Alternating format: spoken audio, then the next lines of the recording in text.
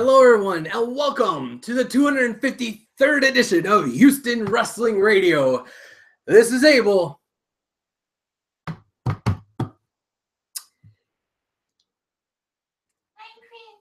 No, you're not Chris. No, you're not Chris. Do you really want to be Chris?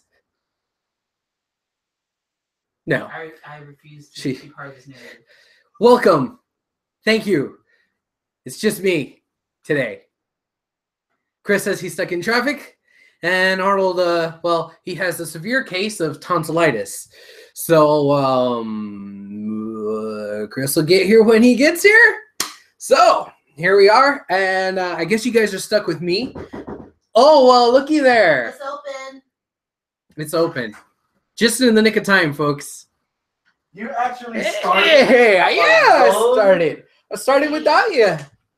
Dang. I figured, I'm sick. yeah, Randy. So how fast I flinched, man. I got time for that. Boom. There he is, folks. Wait, you literally, for real, just. There you go. That doesn't hurt him. Save that for later. What up, Chris? What's up, man? How you doing? Just saying?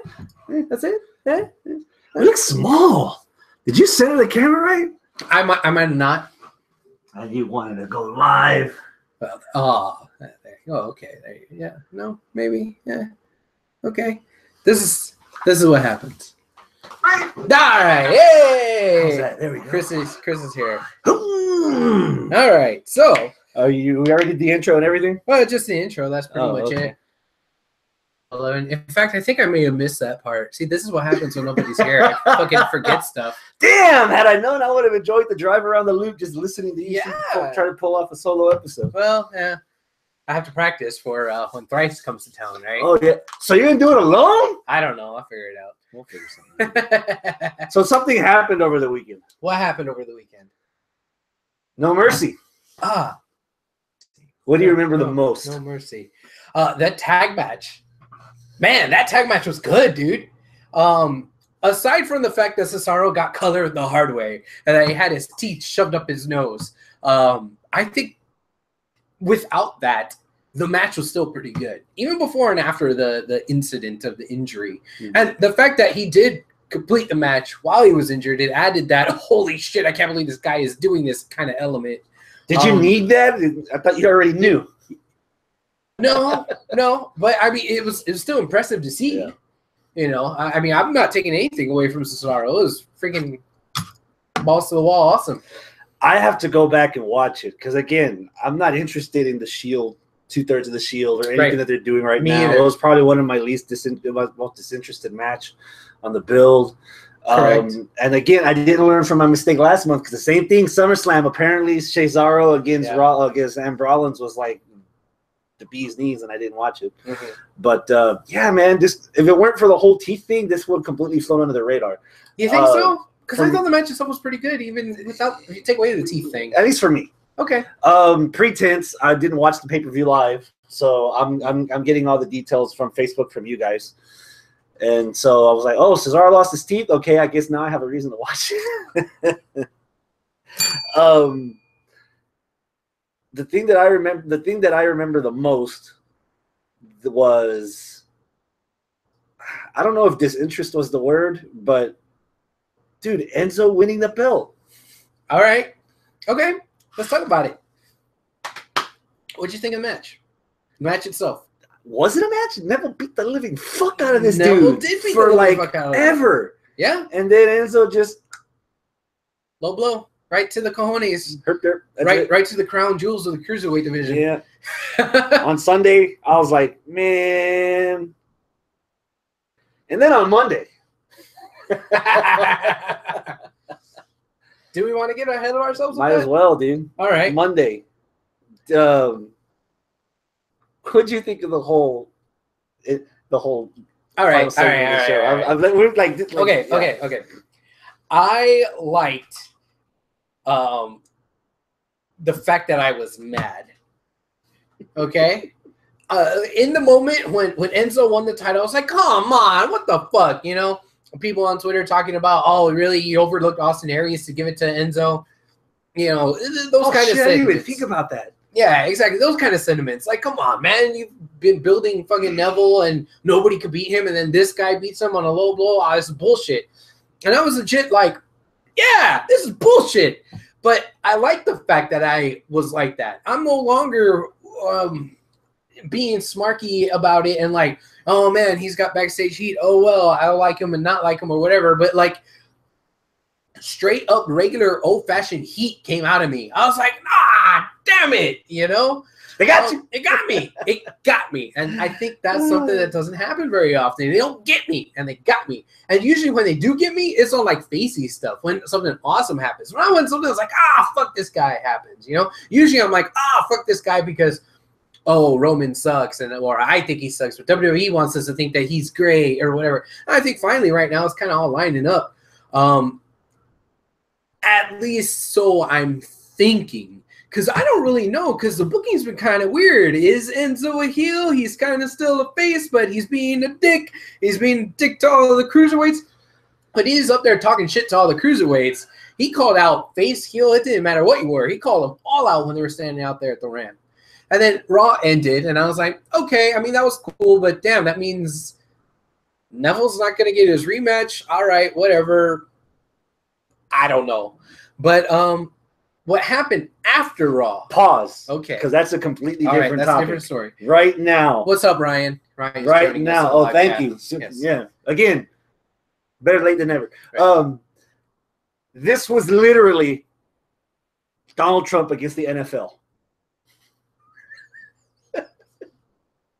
You have a roster. Explain yourself, you have a roster of guys, and you have a roster of guys from all over the world that are right here, and then you have this nobody out of nowhere that was put there.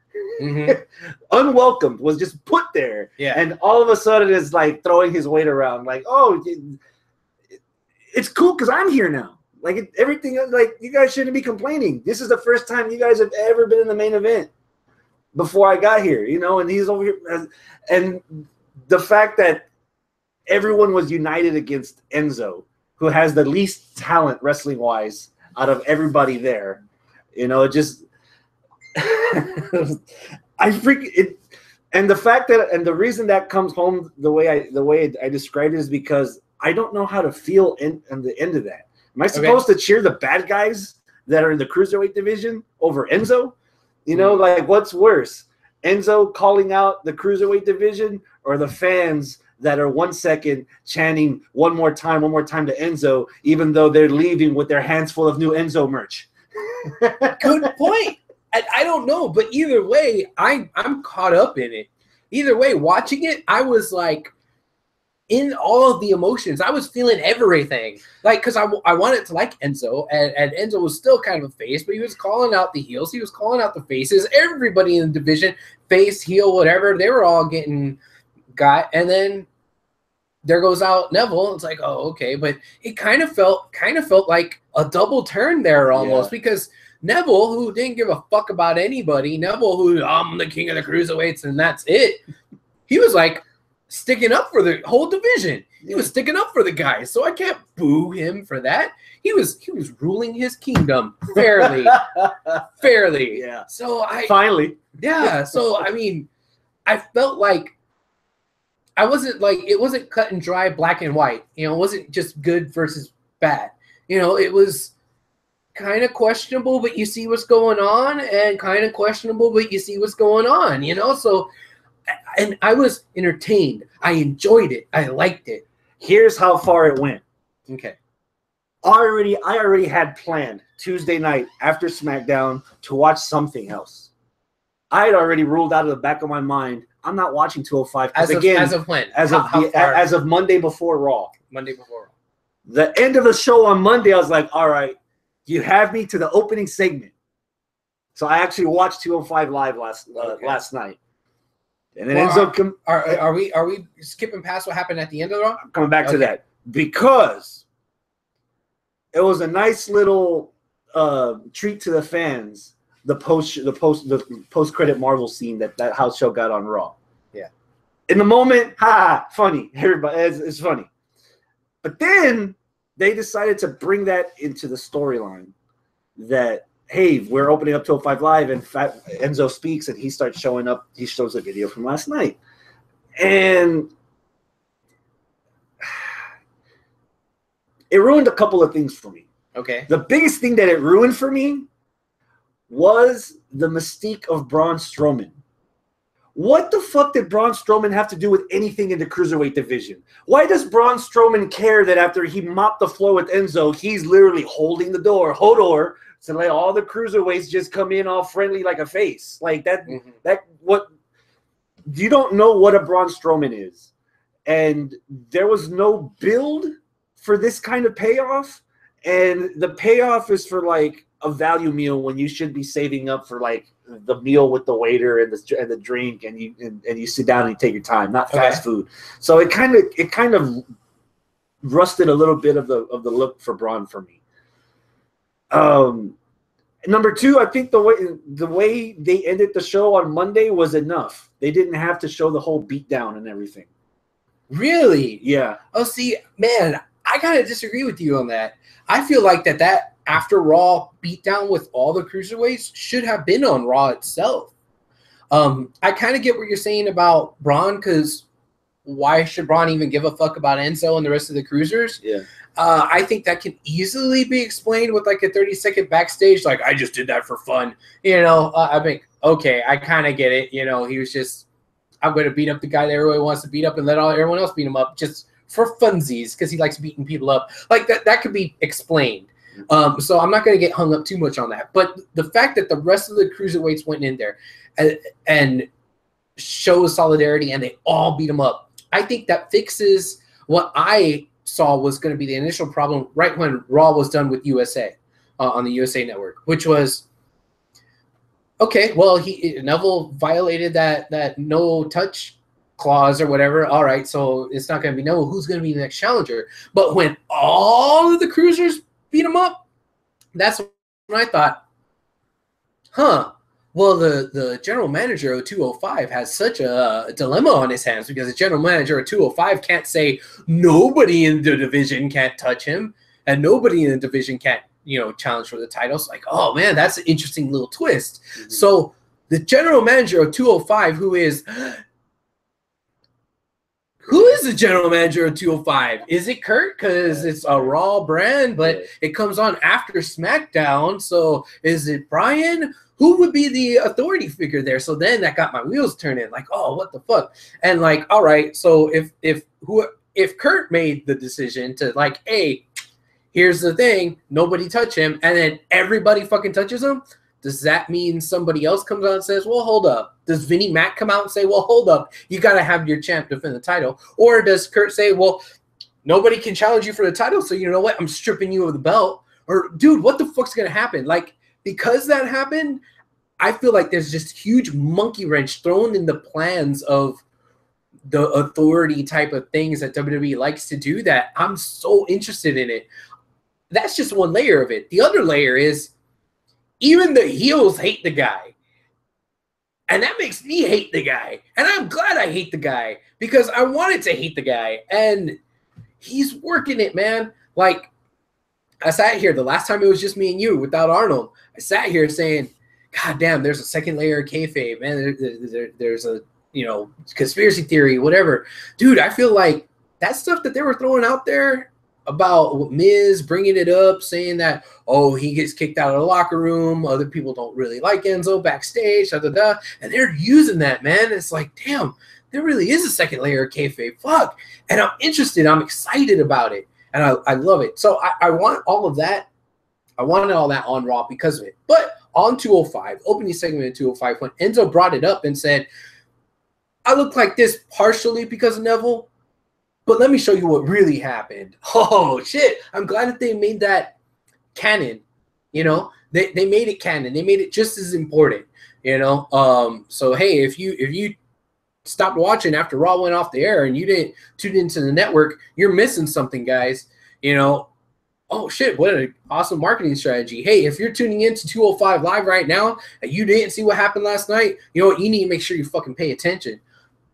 I like the fucking all the it's clicking on all cylinders, man. It's banging on all the points, you know? I think for the reason why I think it was enough for me is where if they would have played it, if they would have taken a little bit of time instead of doing all that, like they should have saved that for Raw. A Raw, not necessarily last Monday. You know, I was hoping for more substance to keep me into next week's 205. Week after that's 205. It's like, so that's why I was thinking, oh, so Neville beat the hell up out of this guy. I was like, oh man, that would have been enough. Then the next night on 205, somebody comes out and is like, you know what?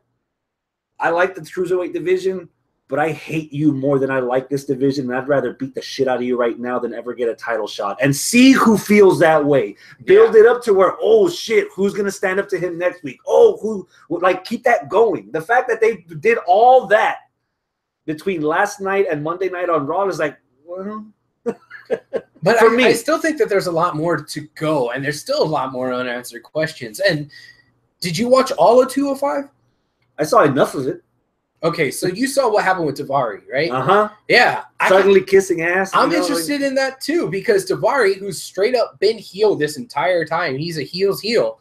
Okay, cool. It kind of makes sense. I mean, because in the beatdown, you had Gulak, you know, interacting with Mustafa Ali. Mustafa wanted to go up top and do the little falling star thing that he does, and he was like, no fly zone, no fly zone. And then like, okay, that's part of the aspect where I feel like that should have been saved for the house show crowd as opposed to Drew Gulak breaking character. And I don't think it was breaking character though, because he did it and said okay one time within the character itself. So it's not like he was like Drew Gulak and then, okay, I'm not Drew Gulak, I'm Joe Schmo, whatever his real name is. You know, no, it was still the character letting you get away with it just once because we hate Enzo so much.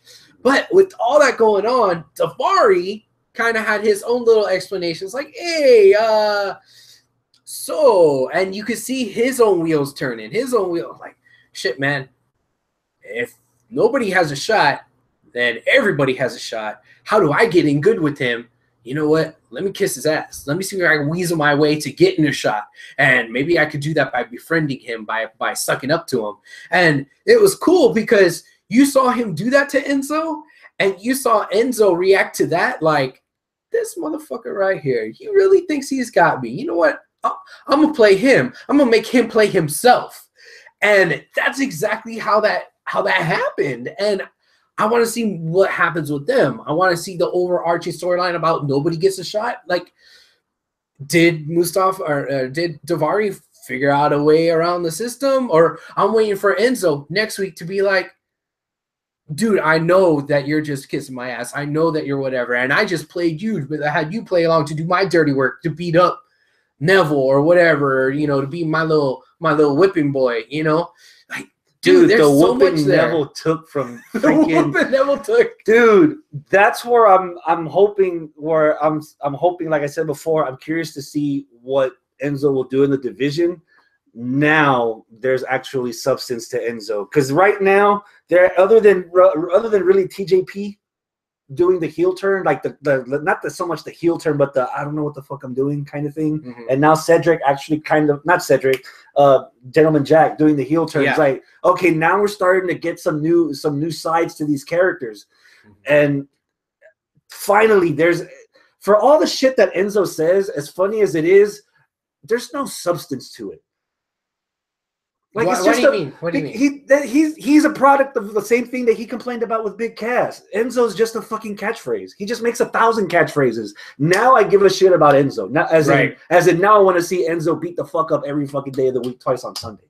And the fact that now, instead of him trying to pretend to be a pro wrestler and him just beating the shit out of Neville, like straight dropping like hammer fists and elbows and stuff, like, I didn't know he could do that, you know. And I've got a lot of people that were like, oh, that got the attention was caught by what happened on Raw, right? Tuned into 205 to maybe see what they were going to follow up with, and seeing that side out of Enzo, it's like, okay, the same thing, like just like with Neville's here too, where you're like, holy shit, I wasn't expecting that character to come out of Neville. Yeah, you know, exactly. Now this is happening with Enzo. But with Enzo doing this, we need to have this. We've been having, all right, so with Gentleman Jack, and now with TJP, and now Enzo. Those are three faces. The people that were introduced to us as faces that are in 205 division that have turned. Right.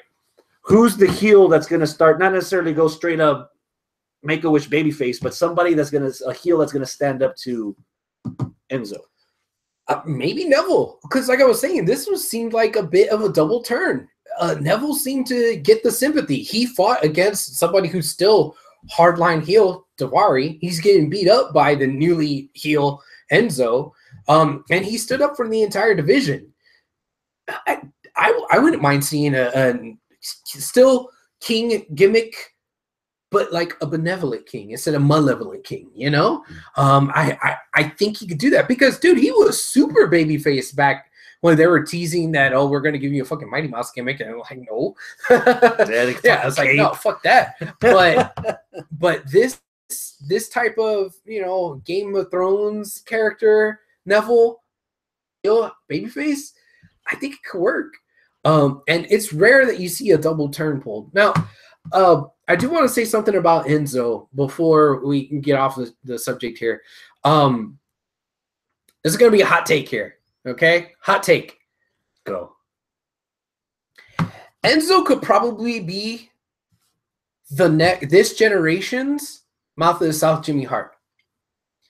He could be that guy that, I mean, I know that I've said this before, that he could be just a really, really good manager, really, really good tag team partner, whatever. All right.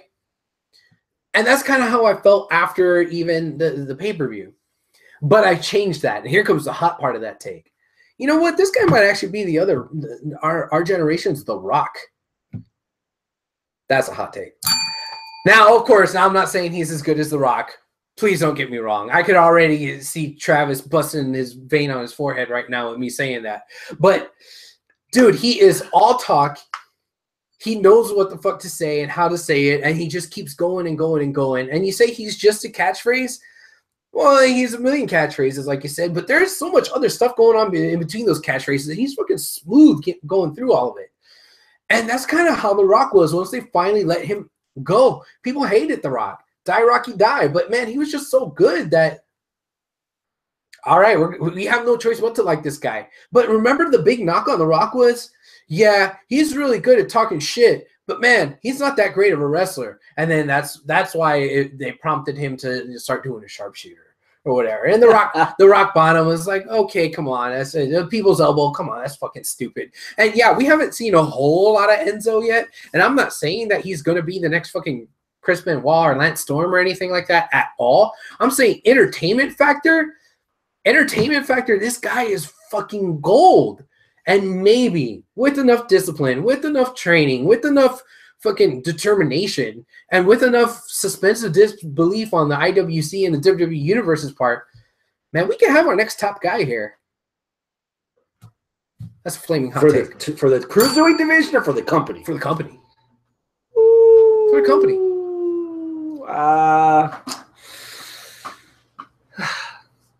That's an interesting take. I don't know what side to take on that, to be honest, because even up to right now, he has been one of the highest merch sellers. He has on the company. I mean, he's still got reactions, except as you're in fucking California, because that's a different conversation for a different show. Mm-hmm. You know, but shit. I don't even know how to follow that, to be honest. I'm stuck in the middle. All right. People decided to show up now? Yeah. Ryan says, Braun beating up the 205 guys. It's just a throwaway. Braun hating on Enzo, or Porsche says Braun hating on Enzo is just hilarious. And yeah, the Enzo beatdown wasn't on the network. It was on just WWE.com. But still, that gives you the lesson. Fucking pay attention to the other avenues of content that they have. Because there's so many. There's a lot of avenues of content. So yeah, there you go. How about the main event? All right. Brock Lesnar against Strowman. Of No Mercy. No Mercy. Yeah. Captain Insano shows No Mercy. I was a little disappointed. You are not the only one, so I want to hear this. All right. I was a little disappointed because I thought the match was, for lack of a better word, boring. The match itself, I was expecting some sort of holy shit, oh my god, I can't believe it. And we got, okay, all right. Okay, of course he's going to kick out of the running power slam. Oh, okay, he kicked out of 2 running power slams. Oh, come on. All right. All right, F5. Well, he's going to kick out of the F5. 1, 2, 3. What? He didn't kick out of the F5? But he got to kick out of 2 fucking running power slams? That's bullshit. Man, that was whack. You know? And that's it. That's how I felt about it. And I don't think I don't. That was my initial reaction on Sunday, and I don't think I've changed my reaction since then. That's fine. What about you? It's how they're booking Lesnar. That's how this is Brock Lesnar being booked as an MMA fighter in a WWE ring. And that goes back to what we've seen of Brock Lesnar this year. If you want to go with a hot take, I'm going to go with a hot take right now, saying that Brock Lesnar might be wrestler of the year for WWE. I'm behind that. For anybody that wants to argue that, I'll go ahead and explain right now. Finn Balor lost the belt one day after winning the inaugural Universal title. When Kevin Owens had it up to Royal Rumble, up to whatever pay-per-view before WrestleMania, who gave a flying fuck about that red belt? No, nobody. Lesnar learned his lesson. He got beat by Goldberg in 80 seconds at Survivor Series. He got eliminated from the Royal Rumble quicker than you can sneeze and fart. He beat Goldberg at WrestleMania after Goldberg tried to do the Flash win again. Yep. Samoa Joe at Great Balls of Fire, his first title defense. During the ring introduction, Samoa Joe gets the best of him from behind, starts laying in on him, hoping to get the quick knockout victory. You know, SummerSlam, 3-on-1. Everybody beat the living fuck out of Lesnar, even though Braun did the most damage. Everybody was looking at Lesnar, and they took him out. So it's good to see character development for Lesnar, that he's learning his lesson. Strowman, right off the bat, boom, I'm going to hit you with the running power slam. I'm going to go home and celebrate. No, that's not happening. Lesnar's learned his lesson. Lesnar twice tried to give him the F5 and failed. So they were building up to that. Yeah. And then the other part that could be hard to swallow depending on how you're looking at it is the whole MMA feel. If you're watching an MMA fight on UFC or Bellator, you're not expecting a match to go 5 rounds. The match can end in 15 seconds out of nowhere. So you're not looking for Brock Lesnar to do your 5 moves of doom like John Cena. Oh, everybody complains about 5 moves of doom. So when Lesnar does something out of nowhere, oh, we hate that too. So what the fuck you want? So so that's how I saw that match. All right. The only part that I can kind of agree with people that hated the match, Great Balls, they had already gone over the time limit by the time Samoa Joe and Lesnar had the main event. Okay. No Mercy felt like somebody whispered in somebody's ear, hey, we gotta go home. There's only 2 minutes left. And then we got the finish. You know, so I can kind of see to some extent where people are like, man, that Lesnar fight, man, I was expecting more because Braun can do so much more. Exactly. But it wasn't bad. Okay. So please don't misunderstand me. I don't think it was bad. I just think it was. Did you build it up too much in your own mind? Possibly. Maybe that's what it was. I don't know. It's just it didn't live up to the expectation that I have of it. And I don't know if that's legitimate because they could have done so much more, or if that's because I just built it up too much in my head, or what. But either way, after the match ended, I was like, It was, to be fair, it wasn't as good as I expected either. But that's because I'm a huge Brock Lesnar fan. I've seen some of his big matches this year, and we've been wanting this for months with Braun and Lesnar, the immovable force against fucking another immovable force, you know, and let's see what they can finally do. And was it a tease that they didn't give us everything because we might see something else later? I don't know, but I can see where a lot of people are like, this was not what I thought it was going to be. It's just maybe we overshot it a little bit. Now, something that I don't agree with that I saw out there in the interwebs was that, oh, man, they buried fucking Braun Strowman. What? I don't think they buried Braun. I don't think that they elevated Braun. Braun probably did take a step back losing to Lesnar, how he did. But I'd imagine that I have no idea what they're going to do with Brock after this. But if Brock versus Braun were to happen again, I could see Braun losing twice in a row convincingly, then we might want to start throwing around the B word. But if Braun beats Lesnar to set up a WrestleMania rubber match or some shit like that, then I'll be like, hell yeah, I'm on board. I'm cool with this, because the way that Braun has been built, you spoke a lot about how Lesnar's been built, but the way Strowman's been built, man, they've invested a lot of fucking shit into Strowman to just squander it all away just to make Brock look a little bit better, you know? Man, I'd hate for that to be the case. So I think that they still got stuff for Strowman to do. It just takes one 10-second promo for Strowman to look at Lesnar and say, I'm not finished with you. And that's it. That's it. And, I mean, hopefully at least a rematch. Hopefully he wins. I don't want to see Strowman lose twice in a row to Lesnar, because then I'll probably start throwing around the B word. Yeah. But, man, I mean, you're really putting a lot into this guy. And I seriously thought that they can have that torch and pass it to him from Lesnar to Strowman. I could see that actually happening. But I think that's what you call a segue, my friend, because you want to talk about torch passing. What do you think about Cena versus Roman? It was hard for me to get into that match, dude. Okay.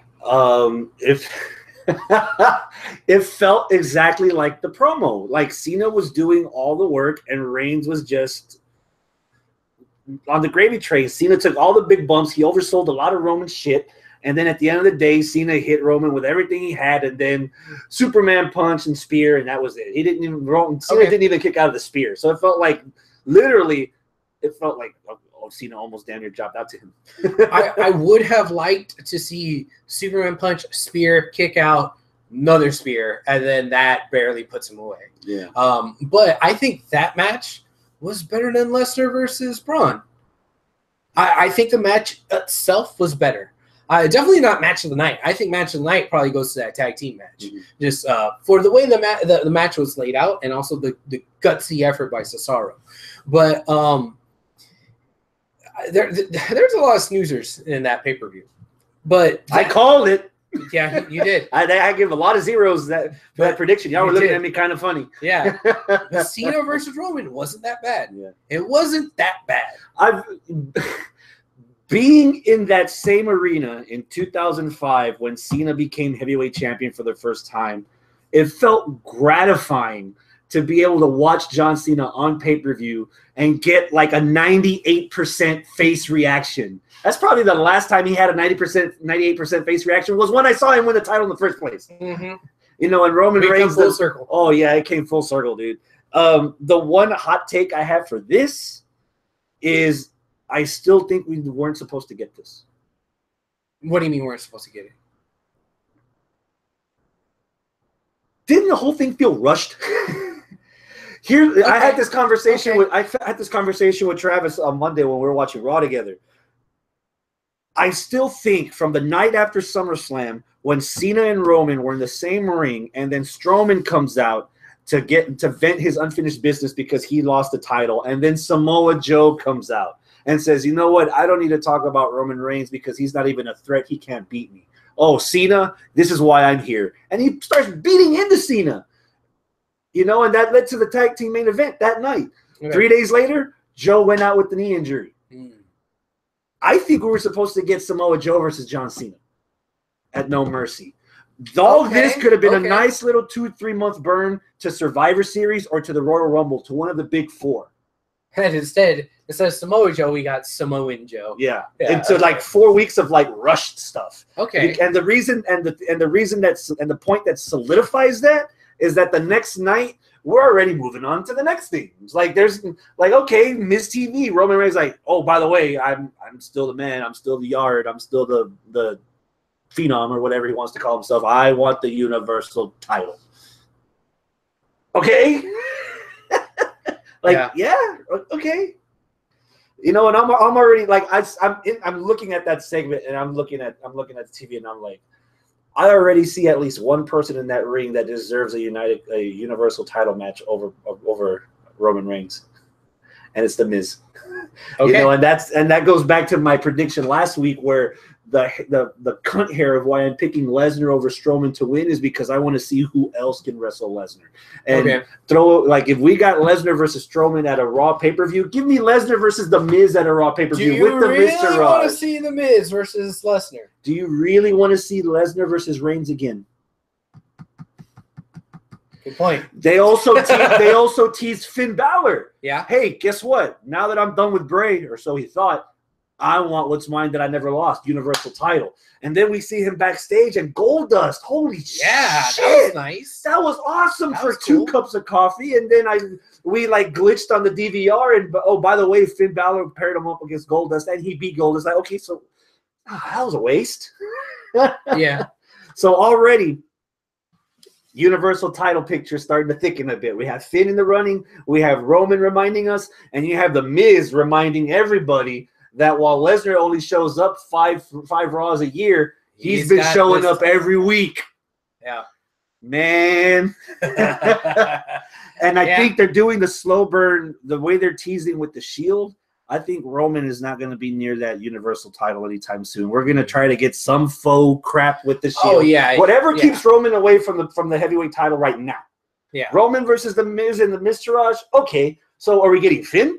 Are we going to get Samoa Joe again? Are we getting somebody else? Yeah, I definitely. Are we getting Braun again? I definitely see that man. Once the entourage did that, put their fists together like the Shield. It was like fucking written in stone.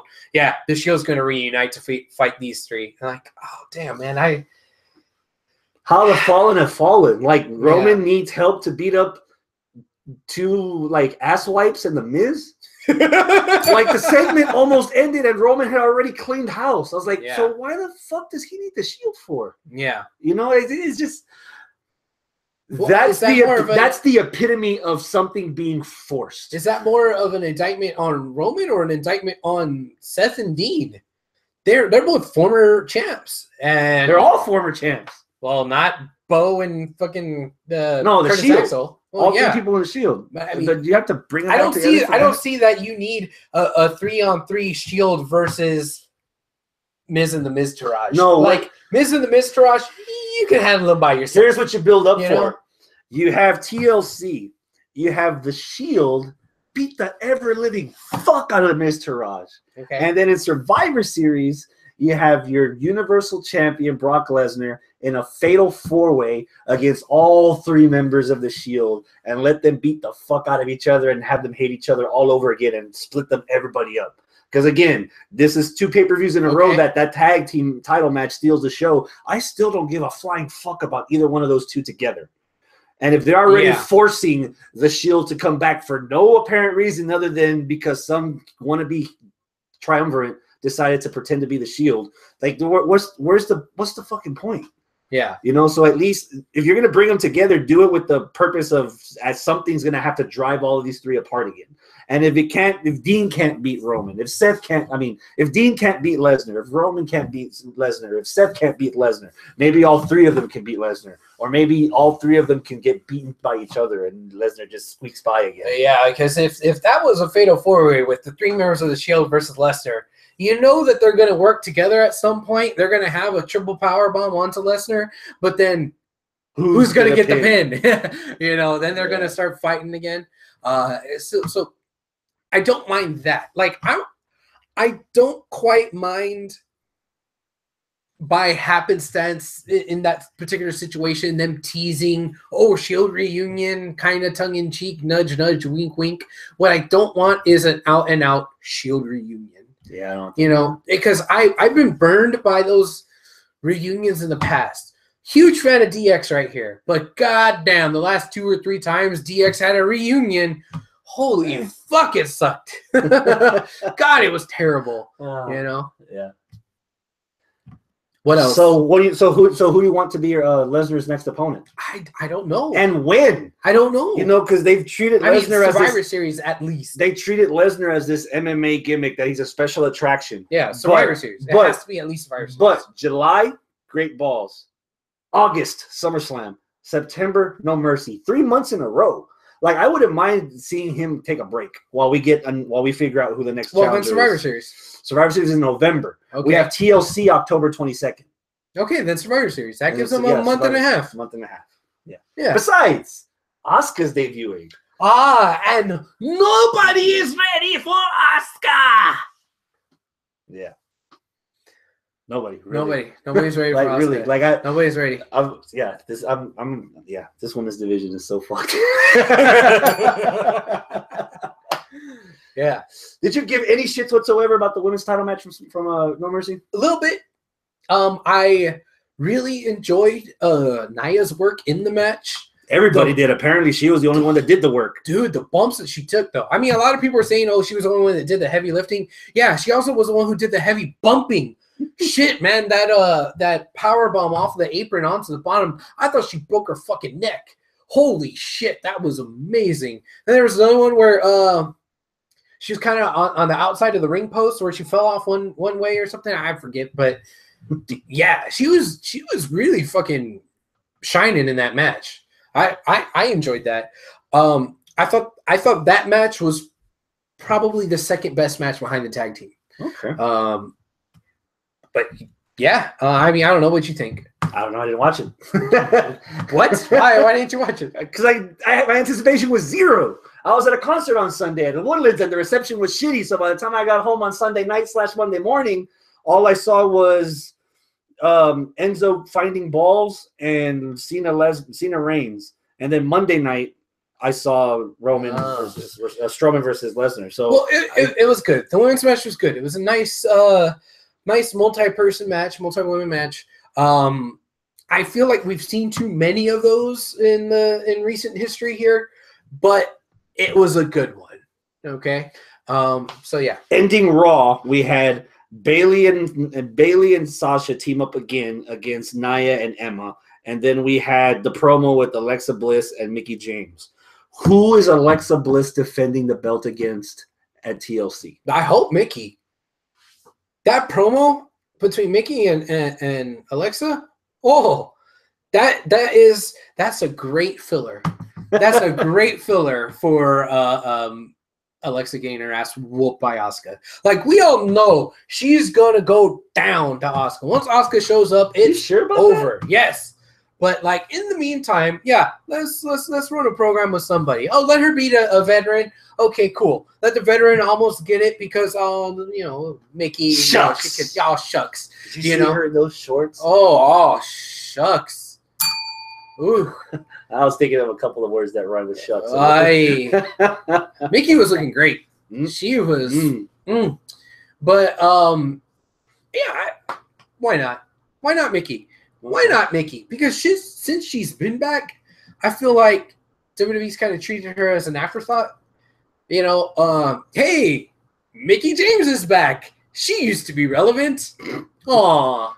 And they haven't done anything with her. She was Alexa's henchman, then she wasn't, and then she was supposed to do something, but then she got relegated to main event with her and Emma having a feud that nobody watched for 3 months.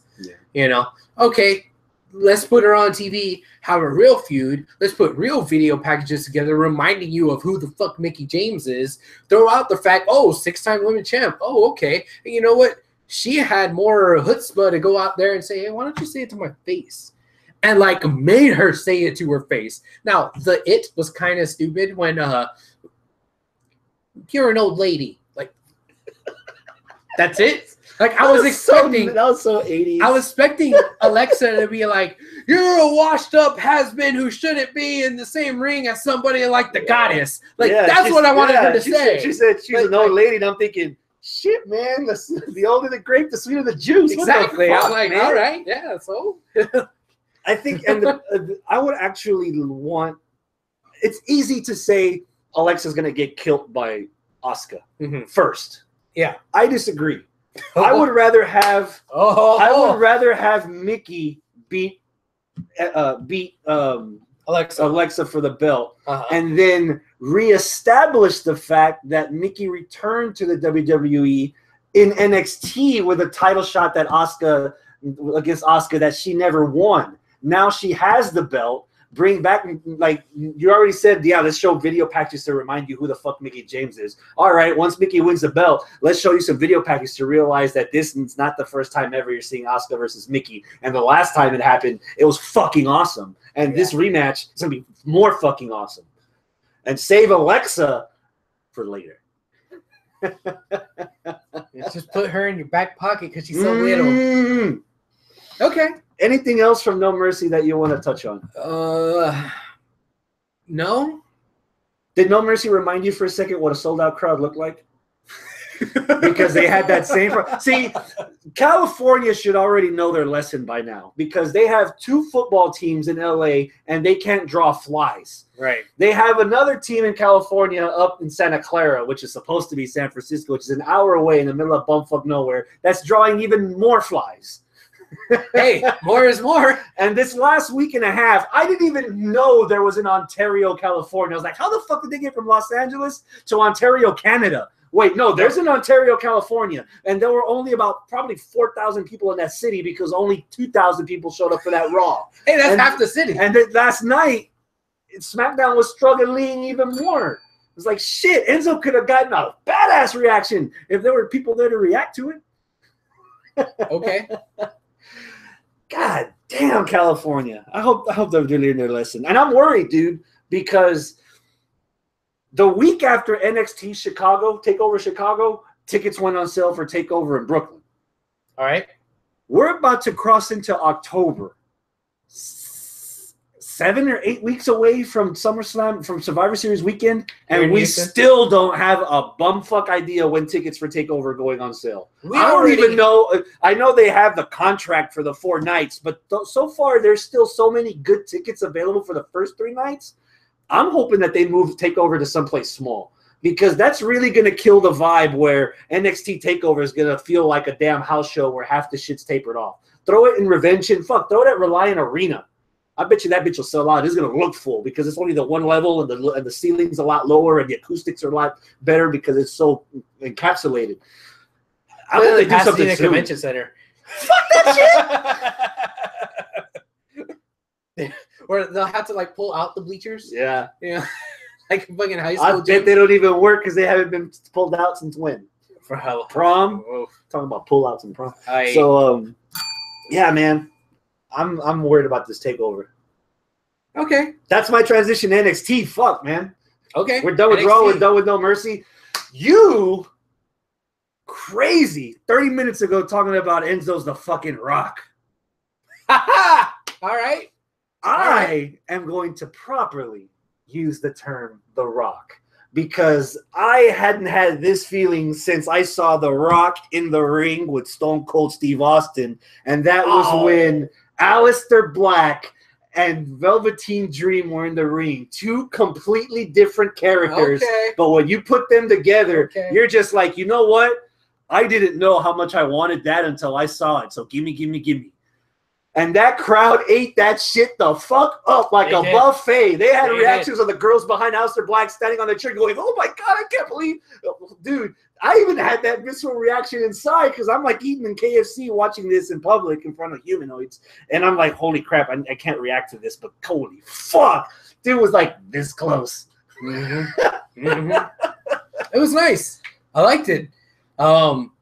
When Velveteen dropped down to his knees in a, I guess you could say in a showing of defiance, like I was like, oh shit, he means business. But I also was like, oh shit, things are about to get weird, you know? And it's like, I'm scare-roused right now. Like, I am the weirdest boner. Like, no.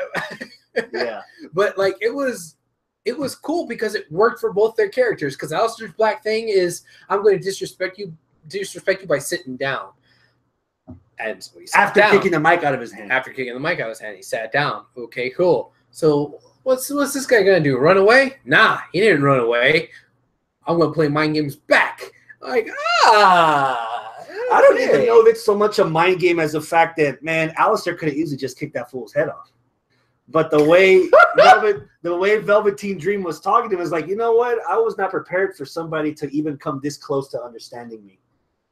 I'm going to push him away before I bring him close, because every person I bring close, shit happens and it ends up on my arm. Which kind of proved Velveteen's point. Yeah, exactly. That's kind of cool. While the babyface is the guy that's all about like melancholy and morose and darkness and da-da-da. He's the guy we're cheering for. And the heel's flaming. The heel is the one who's like speaking the truth and talking about the light, and you just don't think well enough about yourself. Like, oh my God, he's being his therapist. You know, like, oh my God. You know, but he's the heel. What the fuck is going on? Alistair, lay down on the couch. It's the size of my dick. Portia in the live chat sitting on the couch said Velveteen Dream looked like he was going for Alistair's black. You saw it. Can we just close the chat room? No closing the chat room. I do have one. Yeah? One. Yeah? To pick. What's that? And it's on Alistair Black. Okay. I think it might be the same as me, but go for it. I'll let you know. As cool as everybody is, Kyle O'Reilly, Bobby Fish, Adam Cole, baby, Kevin Owens, Sami Zayn, Nakamura, Bobby Roode, Samoa Joe. Blah, blah, blah. Do you get where I'm going with this? Yeah. I don't want to see another guy brag about how long he's been in the business, especially when this isn't Tommy End that's in the ring here. This is a WWE character that's made from the ground up for WWE television. We're not supposed to know that Aleister Black has been around the world for 15 years. So when they put numbers on it, when he comes out in that promo that way, being the character that he is, character acting. We complained about Ember Moon and her lack of character acting. Oh, thank you. So Aleister Black could have been a lot more vague on his description, which I loved. His promo was awesome, but the tweaks I would have done to have been like, not everybody gets the life that they dreamed of. Some people have to take the long road. Some people have to take the road less traveled. The years that I've accrued so far have led me to where I am now. Not that like, oh man, I've wrestled for 15 years. Yeah, I'm kind of a big deal. Don't let the tattoos fool you. I know things. I've slammed people. Like me. Like, fuck, man. Yeah. We've gotten that so much in NXT already from everybody else. That's exactly how I felt about it as well. Watching it, knowing that everybody lost their shit about it, I was already fucking skeptical eye. Like, oh, is this really that good? And the very, very first thing that I was hitting on that I was annoyed by before Velveteen came out was the way Aleister was speaking. You know, he was sounding like a jag, just another guy. You know, just another guy who came from the indies who was like, oh, I had this, long thing. And he wasn't being Aleister Black. Like, I was thinking, oh, yeah, he needs to change some of the words he was using to fit the character. The same way how you just said it, and I'm going to say it again. The same way how Ember Moon needs to not be this chick from Dallas. She needs to be from the other side of the moon or from some shit like that. Aleister Black needs to be more vague, more melancholy in his voice and in the words that he chooses when he delivers whatever he's about to deliver. That was the nit that I was picking on there, because it's like, oh, in 15 years, finally brought me here. Like, you could have just said, my journeys have brought me to this place. Something like that. Something like vague and weird and, And especially when they say that my journey's not over. Yeah, we know it's not over, because after about a year and a half, you're going to be gone from NXT, so nobody really needs to invest in you in NXT, because eventually you're going to go somewhere else. Yeah. Like, it would have driven home the fact that he's there to stay, or at least given the impression to believe that right now it's not about the future or the past. Right now is what we're doing with him. It's weird because I like the delivery. I liked how he personified his history in his life, which is basically his wrestling career, with all the tattoos. And I like that. And him speaking for the first time, he did sound a little bit more deeper than just Tommy End, the guy that does a lot of flips. A lot of that sounded different. I was giving him the benefit of the doubt. The only flaw that I had was the fact that he carbon dated himself rather than giving an encapsulated time frame on the character Aleister Black. Because I'm looking at him and I said this from the very beginning when he debuted at the Takeover. There's like, this is the first impression. I did not see Tommy End. I saw Aleister Black. Now, from last week's episode of NXT, I didn't like little bits of Tommy End were starting to creep out after they did such a good job of solidifying Aleister Black as its own entity. Here you go. What the fuck is that?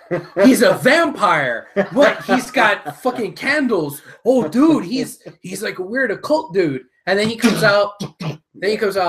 Yeah, I've been wrestling for 15 years. I'm really good. And I was like, no, man, don't talk about that. Talk about your travels, your journeys. What brought you here? What not like, oh, I wrestled and now I'm in NXT. So yeah, maybe I'll go to the main roster or whatever. Like, don't talk about that.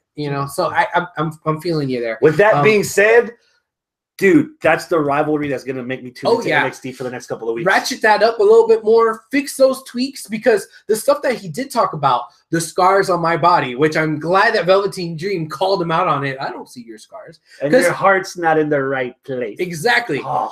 Exactly. I didn't see the scars. But the thing about, oh, yeah, I have my heart on like, okay, cool. Which, all right, that's kind of, whatever. I'm sure Aleister has a different story for why he has a heart on his throat tattoo, but Velveteen turned it around, saying, yeah, you just got your heart in your throat, so like you're nervous, you're scared, you're fearful. Like, oh shit, yeah, he fucking like, you don't talk because you don't know what to say because you got something stuck in your throat. Yeah, you got something like, dude, he like fucking analyzed psychologically the shit out of you and why you really got that tattoo. You think you got the tattoo for this other reason, but this motherfucker just saw right through you and he called you out on it on live TV. Like, I thought that part of it was brilliant. So while I may have bitched about, some of this stuff, god damn, that was really good. Hector's joining us. Sup, Hector? So yeah, so he's not a vampire karate nomad. He is. Maybe he isn't. I don't know. Usagi Yojimbo, he is not. What I don't want him to do, I don't want him to come out and say, I trained at so-and-so dojo. I don't want him to say where he trained. I don't want to know. He just needs to be mysterious about that shit. What I don't want to see is Aleister Black trying to come back at him the way Velveteen Dream went back at him and said, look, you were a straight man when you were trying out for Tough Enough, and now you're walking around here looking like Prince. Like that kind of wall breaking. Hey man, $20 is $20. We don't need that kind of wall. We're not looking for wall breaking out of a character like Aleister Black. Okay. So stay, not in the derogatory way, but Aleister, stay in your lane. Stay in your closet. Yeah. Stay in your lane. Just stick to you. God damn. Rematch between Bianca Belair and Lacey Evans. I didn't get to watch this because I was skimming through some stuff. I was very pleasantly surprised with this match. Match of the week candidate for me. I thought Lacey was gonna win because, yeah, let's just give another win to the Marine. And they seem to be high on her, and they seem to like her. And Bianca Belair kind of seems like a bit of an afterthought. I know we haven't seen much of either, but I just kind of feel that that's what WWE was going to do with her. So when she won, I was like, yeah! Like, I was pleasantly surprised because I really love me some Bianca Belair. Holy shit, I fucking love her. I feel like just running to an arcade cabinet and playing Mortal Kombat 2 every time I see her on the ring. She's that unique. Yes, that's a compliment. It attracts me. It compels me to watch her in action. Although I didn't do it last week, obviously, because there was a lot of time constraint. But the fact that I remembered that the match happened, and I'm already looking forward to go. I will make the effort to go to last week's NXT episode and watch that match before I watch this episode, so I can be. I don't know if this is the beginning of a feud. I don't think so. I think this was, hey, these are some girls that we have now because of the Mae Young Classic. More exposure. Let's throw them out there. Not to say that all of them were bad, but these are two of the good ones that you need to put some stock in. Yeah. You need to invest because the stock's going to rise. For all the shit that we've given to a certain Mr. John Cena over the years, that, okay, in the last year and a half or so, we've kind of waxed a little bit on it. For all the shit that we have given him in the past, though, about he ain't no damn Marine, I would like to see them fucking pick up that Marine banner and run with it for Lacey Evans because she's a fucking Marine. Yeah, that's part of the story. Yeah. You know, so like if you can make a fucking star the poster boy of your company for 15 goddamn years, even though everybody didn't want to see it because you pretended like this guy was a Marine. He was in one movie. Yeah. One movie named The Marine. Then you're telling me if he was in a movie called In the Army Now, he'd come out Semper Fi and all in friggin' camo and nah. So you do all that shit for Cena for a make-believe Marine. What can we do for a real deal, actual fucking living, breathing, walking, talking, real Marine? Help me out here. Do we kneel during her entrance or do we stand? I just want to make sure I get this right. I don't know. You clap during her entrance. Clap. Okay. Can I just like do what I've always been doing? Just ogle? You can ogle. Yes. But dude, she's fucking buff as shit. She looks like she was a Marine. She took off her little jacket that she had and she was fucking ripped. Dude, but she again, not to be sexist, but well, he's about to say something the way you just described Bianca, the way you just described Lacey Evans, she has such a confidence about it that makes her even more attractive. Oh yeah. My God. Yeah. Yes. Beat me, please. Dude, I don't know where to go after that. The Undisputed Era match of the week candidate for me: Kyle O'Reilly and Bobby Fish against Mustache Mountain. That was a fun match. Did you get a chance to watch it? That might be my match of the week pick. Ooh, doggy! It's not my pick. I have another pick. Okay, you might be able to convince me because I'm not like hardline taking a stand on it. Oh, I'm not gonna convince you. I'm pretty sure you didn't see it. But dude, that was fucking fun. It was. It was a fun match. Question. I was thoroughly entertained. At the expense of two guys that are probably not going to be fighting for the UK title. Because they mentioned that during commentary that it's a new tag team. So we're adding Mustache Mountain to the tag team division. So that means they're off the table for the UK title? What other competition is there if Pete Dunne already beat the hell out of Wolfgang last week, and then your other two top contenders are now in the tag division? Do you just throw them on 205 and combine them both? Hey, 205 Live, you get a Cruiserweight title and the UK title. I don't know. That's a problem that WWE has fucking painted themselves into. They were supposed to have a UK program that's never happened. We have 4 guys that we can name, a 5th if you count Tommy End. But there was 6 with Gallagher. Well, I was about to say there was more than 4 guys in the fucking UK. Yeah. So I'm surely they could come up with somebody else to build. Anybody that listened to Jericho's podcast that had Cody Rhodes on there, don't call him Rhodes, last week, dude, Jericho kind of just outed out the fact that Vince McMahon created this division so he can sign these guys to keep them away from Progress and from ICW, from all these other. It's like, so what the? So he plans to not do anything with them? What the fuck? That's bullshit.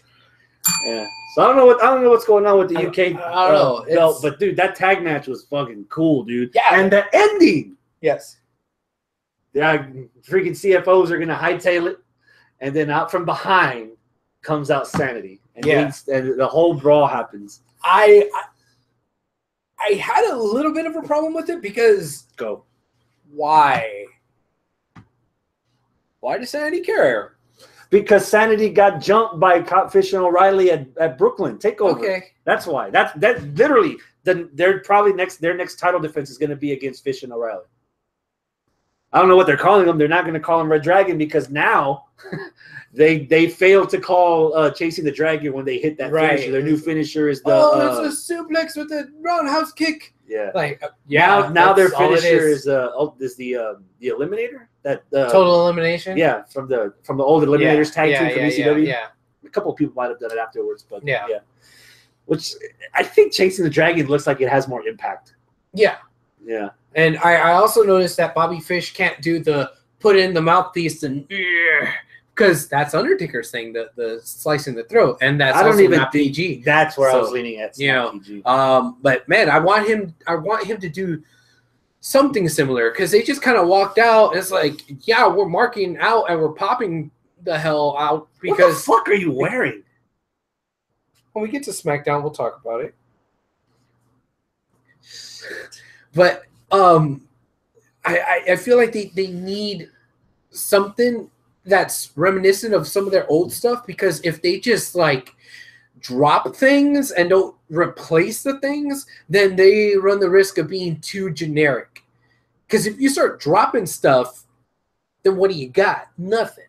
And if you got nothing, then why'd you bring them? Then you're a jag. You're just another guy. But okay, let's say he doesn't do the thing. What if he puts in the mouthpiece and just go like that or something, or just bites the mouthpiece, or I don't know, do something different. You know, don't lose some shit just because you can't copyright it or something. Like replace it, come up with something else, do something different. And I'd hate to see that kind of shit happen to him where. Let's be honest. Balor comes out without face paint. Let's be honest. Kyle O'Reilly has never been the most charismatic. He's always had kind of a plain look. The only thing that's really got him over is the fact that he's in this tag team called Red Dragon, which has a cool name. They have a cool name for a finisher. They have a cool finisher, and Bobby Fish has kind of all the charisma, but not even all that much charisma. But Kyle O'Reilly is just really, really good in the ring. Well, okay, you run the risk. You run the risk of having another Roderick Strong on your hands. Oh, he's a really good wrestler. He's just a good guy. You know, like he's been through hell. We'll throw him a bone. Yeah, like let them do something. Like, okay, Nigel said it. We're like, Adam Cole, baby. But nobody else has said it. And I kind of feel like, I wonder if Nigel kind of like, hey, Nigel, don't say baby, because that was his thing on the Indies. Just we're not doing that, you know. Because he kind of did it once, and that was it. And none of the other commentators did it, and he didn't do it. When Adam Cole got on the ring, he did the thing where it's like he does that pose every time. He does that. But he starts off, but they cut away from it, and they went back, and they cut away again. Because usually what he does is this, like that. He raises his and. They didn't. Oh no. You know, they'll do that. That's your old thing. That's not your thing now. Copyright. Come on, you can't fucking too sweet anybody anymore. You can't cross up anybody. Let's copyright it for the other guys. You know, so it's like, shit, man. Are you gonna let him be Adam Cole, baby, or is he gonna be Adam Cole, but our version of Adam Cole because we signed him to keep him away from Progress? Yeah, you know, or Ring of Honor or whatever. Adam Coleman. Cole Adamson. We'll find out next week because we get Eric Young against the debuting Adam Cole on NXT. Dad gimmick? What? Wait, hold on. There's a whole lot of stuff going on up here. What the hell's going on? Oh, okay. Hector says that they call him Red Lizard. And then Porsche said Red Rover.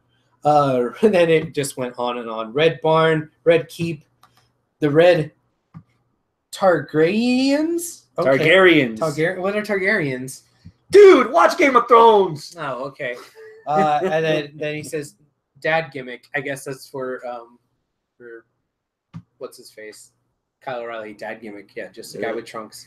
Okay. What do you remember the most from last night's SmackDown? That terrible, horrible. Oh my God, they're still doing this shit with Jinder. Oh, they're hindering Jinder, man. Oh man. We're going to come back to that exact sentence that you just said. Okay. But let's start with Jinder. Dude, it's terrible. Terrible. His fake acting to pretend like he's laughing, but he's not laughing, kind of worked the first time because, all right, he was trying to prove a point. But the second time, it was even worse because, okay, maybe now he's not trying to prove a point. And this third time, no, he's supposed to be believing his own bullshit that he's acting poorly on, that he doesn't really believe, but he's supposed to believe it, and it's, like, stupid. And that's the biggest problem right now with Jinder Mahal. Jinder Mahal, humanely, off the cuff, off the record, is a seriously nice dude. You know? I didn't know if I could have bought Jinder as a legitimate heel.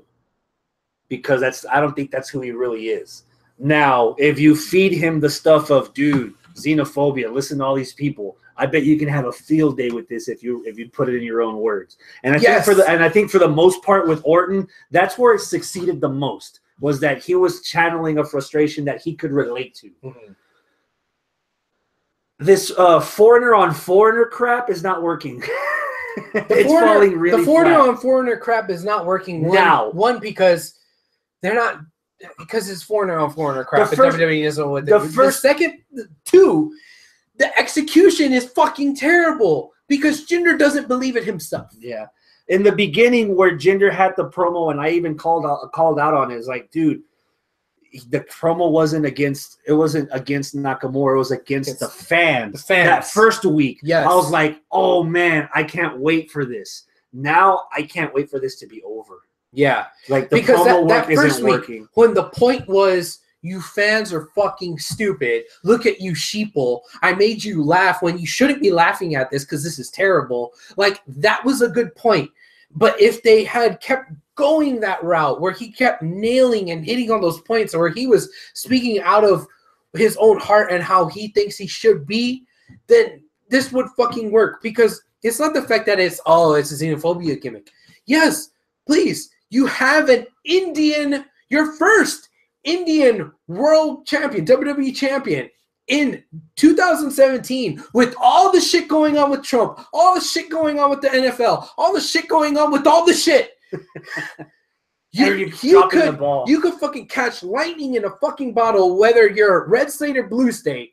Either you're gonna love him or you're gonna fucking hate him. If you let him go out there and say shit that Colin Kaepernick can't say because he's on the sidelines, you know, if you have him say shit to call out these people that are fucking booing him because he's not from around here, if you let him do that, he'll be a fucking lightning rod, just the same way how Cap is. Just the same way how all these other NFL stars are that are kneeling or sitting or whatever. If he does all this shit, you're going to have a lot of people that are going to be like, yeah, fuck yeah, Jinder Mahal, he's real progressive and da-da-da. Or you're going to have all these rednecks, fuck that guy, I hope he loses. And everybody's going to tune in.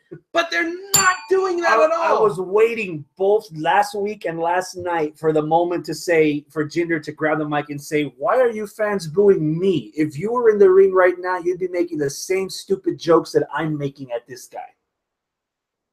I'm waiting for that because literally in the back of my mind, that's what I'm thinking. It's like everybody in the crowd that's booing Jinder right now, I'm sure half of that crowd would be like, I hate that Jap guy. I don't want him in my business. I don't want to sing his theme song. I don't want to buy his merch. I don't want that guy.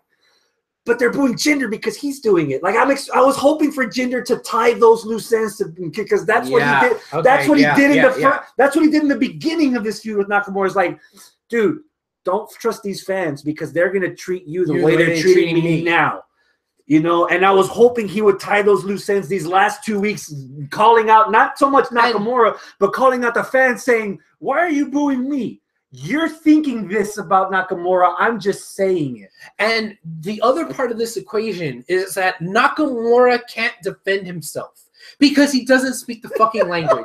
If they gave him a mouthpiece where they could speak on his behalf, and you had Jinder saying, they're going to treat you the same way they treat me. But then you had, in a perfect world, Nakamura say, or in a not perfect world, Nakamura's mouthpiece say, no, the people like him. They like me, whatever. The people like Nakamura because you know what? He knows that this is a land opportunity. We've given him the opportunity. He's going to fight for the title, not only for his people back home in Japan, but for all the people in the WWE universe, no matter if you're from Mexico, Canada, United States, England, wherever the fuck you're from. I don't know about he'll represent everybody because he's not out here being divisive or whatever. And then people will start liking him, you know, because you'll have this like bad xenophobia versus like, hey, let's just fight xenophobia with love kind of thing. Yeah. You know, and they would be able to do that. But you're only getting one side of it executed poorly, and the other side of it you're not getting at all. And it's just a fucking train wreck, dude. You have an opportunity in 2017 with all the fucking turmoil in our country right now to tell a story that is relevant to today and fucking knock it out of the park, whatever side you're on.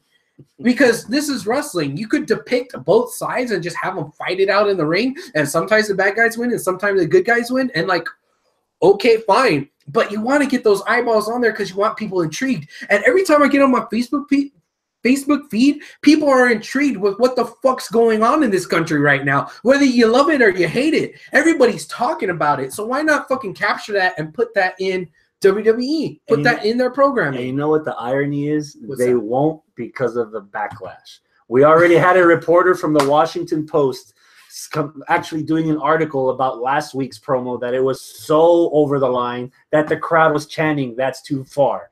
And they actually did a promo. Now, and the other part, I still don't think after all these years, WWE's not ready to pull that kind of trigger what they did after what happened with Muhammad Hassan.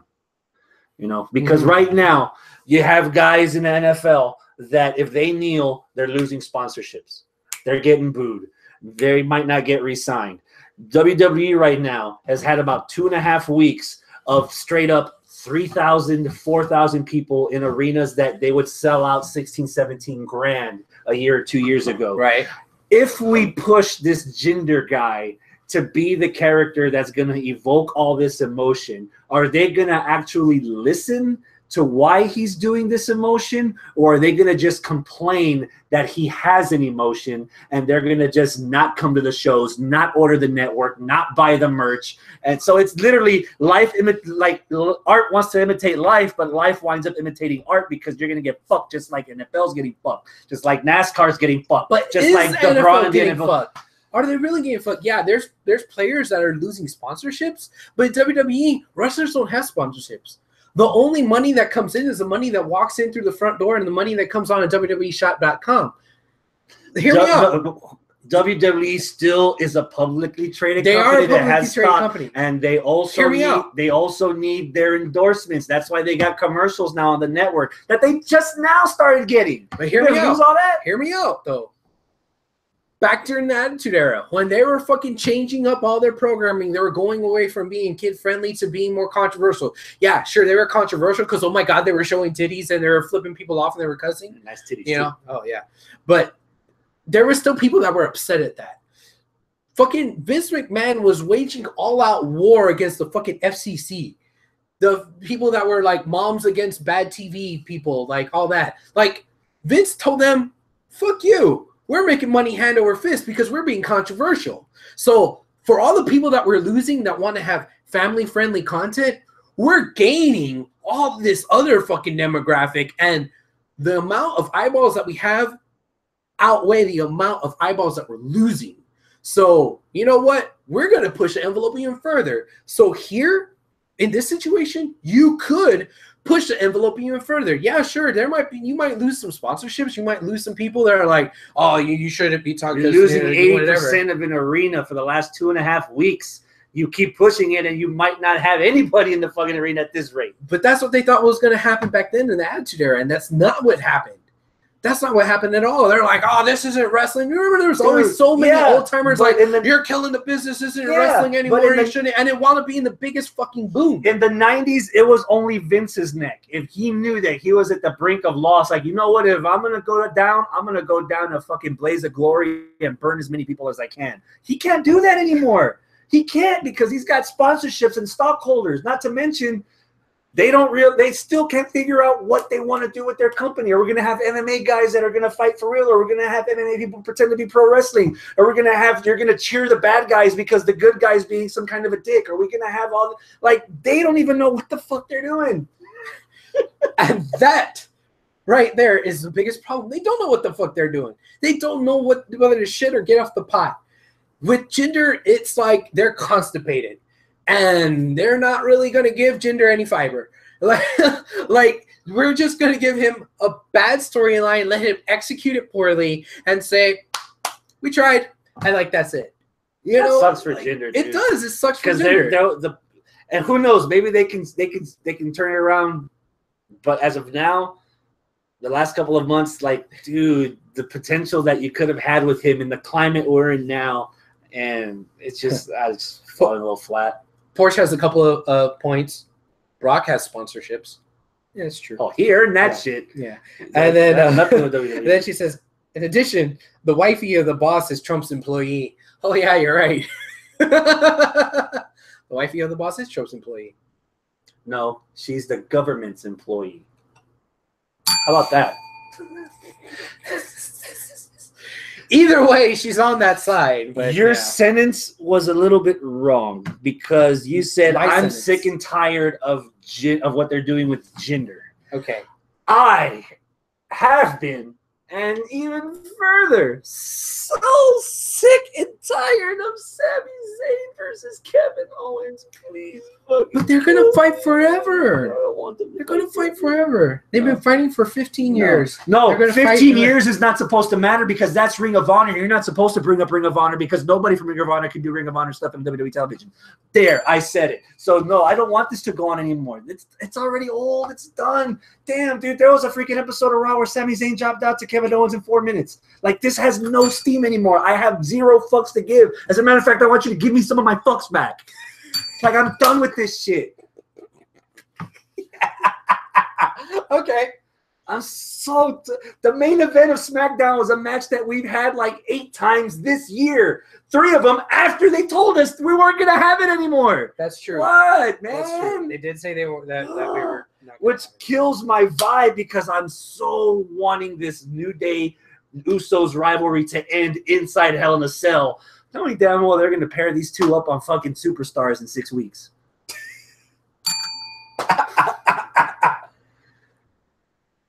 Okay, I can't argue with you. You're probably right. The track record proves that you're probably right. It's comic books, man. No one's ever dead. Oh, we're just going to reset a universe in an alternate reality. He's still alive. Yeah, Thor's a chick. Fuck. But, dude, New Day versus the Usos inside Hell in a Cell. I'm already calling it, dude. As much attention as Shane versus Kevin is getting, I already have my anticipation at a 10 for this tag match. What? Already? Okay. It's fresh to me. Let me ask you this. Who's wrestling that match? Well, it can't be Kofi because he's hurt. So where's Kofi going to be? Outside the cage. They had enough sportsmanship to do the last pay-per-view 2-on-2 in that hardcore match and just let it ride. Yeah. So, yeah, I'm assuming that it's going to be the face New Day are actually going to be men of their word and 2-on-2 and let it ride. Because, that was one of Travis's big gripes with the New Day. How can they be faces if they always have the heel numbers game advantage? Yeah, they can't be faces if they're outnumbering their opponents. And I would imagine Hell in a Cell will be the same way. Now, is he going to be outside the cell? Or is he going to be in the cell but outside the ring and not getting involved? Oh, he's or is he going to be in the back? He's outside the cell. Outside the cell? Oh, yeah. So does that mean the obligatory, run into the cell somehow, even though it's supposed to keep everybody out and keep everybody in, and he's going to get injured, dude. I don't think they're going to do anything crazy to risk him getting more injured. Okay. I'm just playing devil's advocate here. I'm just an advocate. Can we move on to the brightest spot of SmackDown? I didn't get a chance to tell you this because fuck that shit. No, I don't know what.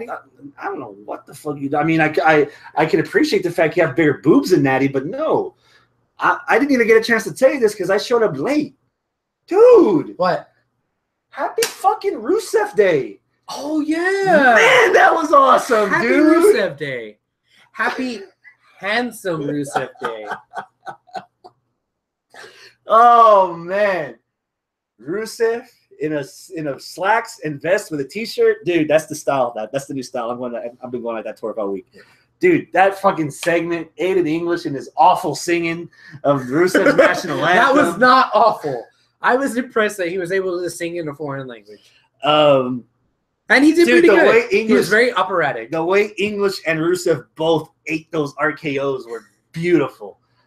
Yeah. Oh my God. Okay. The poor mayor. Yeah. That mayor. I was just hoping that Orton would climb up the steps after he gave them both the RKO and did the pose in front of the steps and everything. So we're probably going to get Orton beat the shit out of English a couple of weeks before Hell in a Cell, and then we're going to get Orton versus Rusev Part 3. But goddamn, they got my interest back in this. Loved it. Fucking entertaining. On Rusev Day, everyone in Bulgaria rides a mother effing tank. Yeah. Because Rusev on the motherfucking tank. And they fire their cannon, if you know what I mean. Aye. Yeah.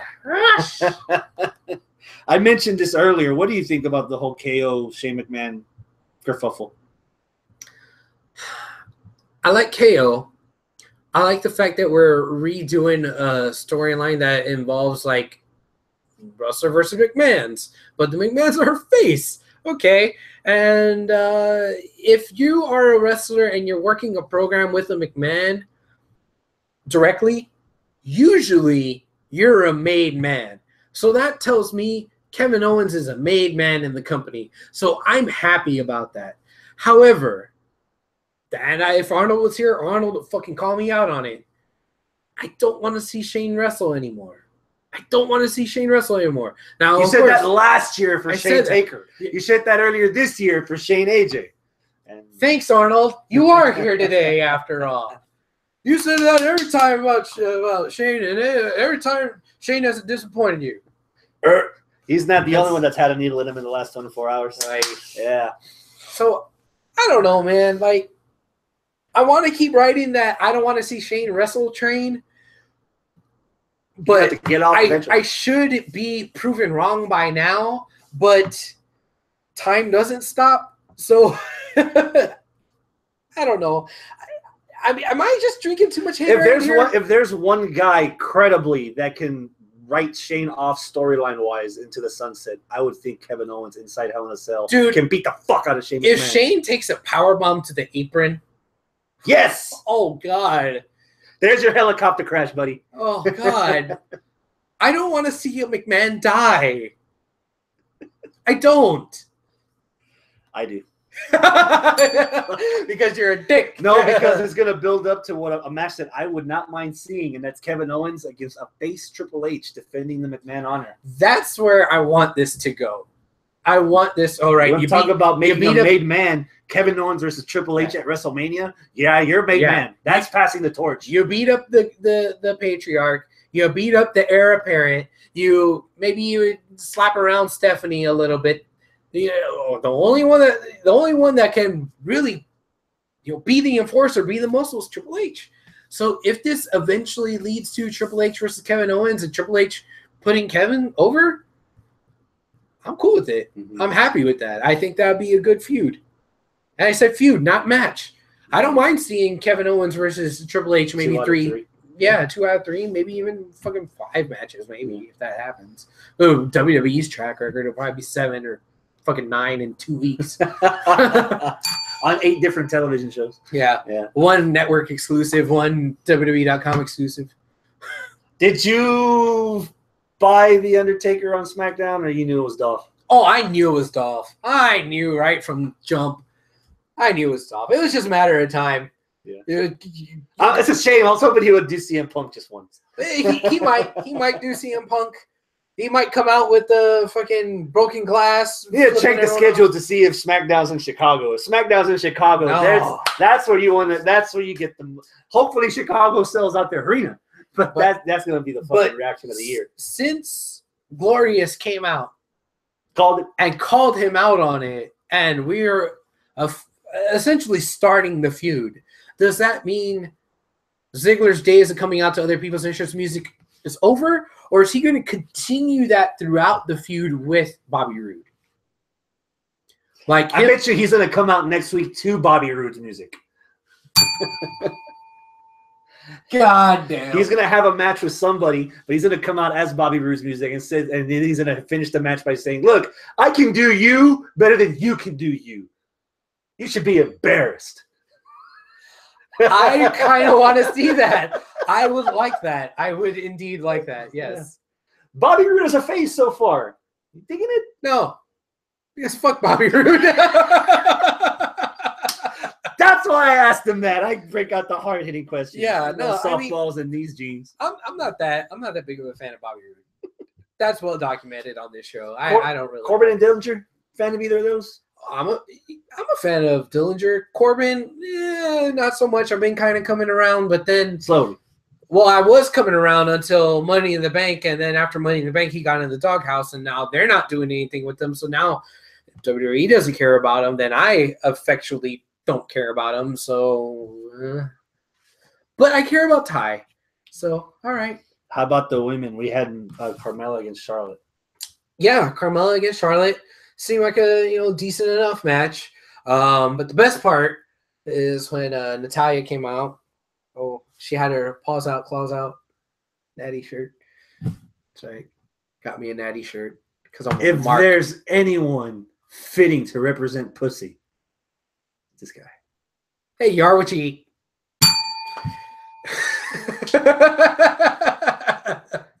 That explains why Randy's sick. That explains why Arnold's sick. No. What? Whoa, man. I already had my questions when you let Porsche live in with y'all. But now that you brought Arnold into this mix, man. Oh, God. You know what? I'm gonna just, you started the show by yourself. You gonna finish it. Oh, hold on. Hey, get your ass back over here, you motherfucker. That's it for SmackDown, man. Yeah. That's everything? That's everything. Yeah. Okay. You said that you had a match of the week. Ooh, that's a that transition. I probably haven't seen yet. Exactly. Out with it, sir. Todo gato goes on my zoo. My match of the week pick: Destruction in Kobe over the weekend. WWE was not the only event over the weekend. The main event. So during the G1 Climax, Kenny Omega lost in a flash to Juice Robinson. Oh yeah, I remember that. Yeah, old CJ Parker. Hearing about that. Yeah, so he got a title match, 60-minute time limit. It didn't go 60 minutes. Okay. But the main event of Destruction in Kobe was Kenny Omega, who was less than 14 days removed from arthroscopic knee surgery, defended successfully against Juice Robinson. Okay. And Juice is already over as the guy Gene over there in Japan with all the women going, ah, and blah. And dude, this was the first instance where I could literally see Kenny Omega as the complete package. Okay. He's a great wrestler. He's got a shit ton of charisma right now at the Bullet Club. He has a presence when he walks out. You just know that this is the guy. But dude, not to say that Juice Robinson's a fucking slouch, but dude, Kenny Omega made Juice Robinson look a whole lot better leaving the match than he did when he got there. And that's a talent that a lot of guys right now on the main roster are lacking, i.e. why Cena had to come back. So that's my match of the week pick. Okay. Kenny Omega successfully defending against Juice Robinson. It's Destruction in Kobe for New Japan. Okay. I want to try to find somewhere in the YouTubes if I can find the Cody Rhodes versus Minoru Suzuki match from Death Before Dishonor, because that also happened last weekend. But like I said, there's too much fucking wrestling right now. But yeah, and I'm still trying to snag a ticket at the last minute. You actually got to see War of the Worlds, an iteration of War of the Worlds during WrestleMania in Orlando a decade ago. Yeah. War of the Worlds, they're doing a tour right now at the end of October, and Kenny Omega is actually going to be at every single show. Ooh. And the last show is on a Sunday night in Chicago. Okay. And I'll leave it at that. Very mysterious. Yes. But yeah, that's my match of the week pick. Kenny Omega versus Juice Robinson. Okay. So we did the review of No Mercy. Yeah. Now we have a preview. So let me ask you this: how do you want to do this? Because I didn't post this on our Facebook page, but okay. I wanted to get your idea on this first. How do you want to handle this? Do you want to do this like normal and review every episode as it goes, or do you want to wait till it's over and watch all the episodes at once, like a 3.5-hour pay-per-view, and then do a dark match encompassing the entire event? Ultima Lucha Tres. Ultima Lucha Tres. All right. Man, I don't know. 4 episodes too much. Yeah, dude. It's just a hair shorter than a 4-hour pay-per-view. Yeah, that's true. I mean, it's and it could be the last show fucking Lucha Underground ever has. They're trying to make this be their pay-per-view that they do to end every season, which I liked in seasons 1 and season 2. But season 3, it's 4 episodes long on a show that airs their episodes weekly. So it's a pay-per-view that's a month long, but it's on free TV. Which happened 3 years ago. It's not a pay-per-view. And yeah, it was recorded fucking a millennium ago. I don't even think you were born. Yeah, dude, I don't know, man. Like, the logistics of it seem weird. And you sent a message in our group chat on Messenger. It said, man, the card for Ultima Lucha Tres is stacked. And I'm like, yeah, it's a month long. It should be stacked. Well, we're about to show you how stacked it is because we're about to do our predictions. All right. These are our matches. We're going to start off with Famous B against Tejano. Now, hold on. Are these finalized? Yes. So they're finalized. Yeah. So yes. We're not going to get into the first week and then, that affects something in the last week that's going to change the card or some stupid shit. Tejano versus Famous B. All right. This is directly from last week's episode where Famous B cost Tejano his match. And Tejano is about to beat accidentally. The hell out of him. It was. So, Tejano against Famous B.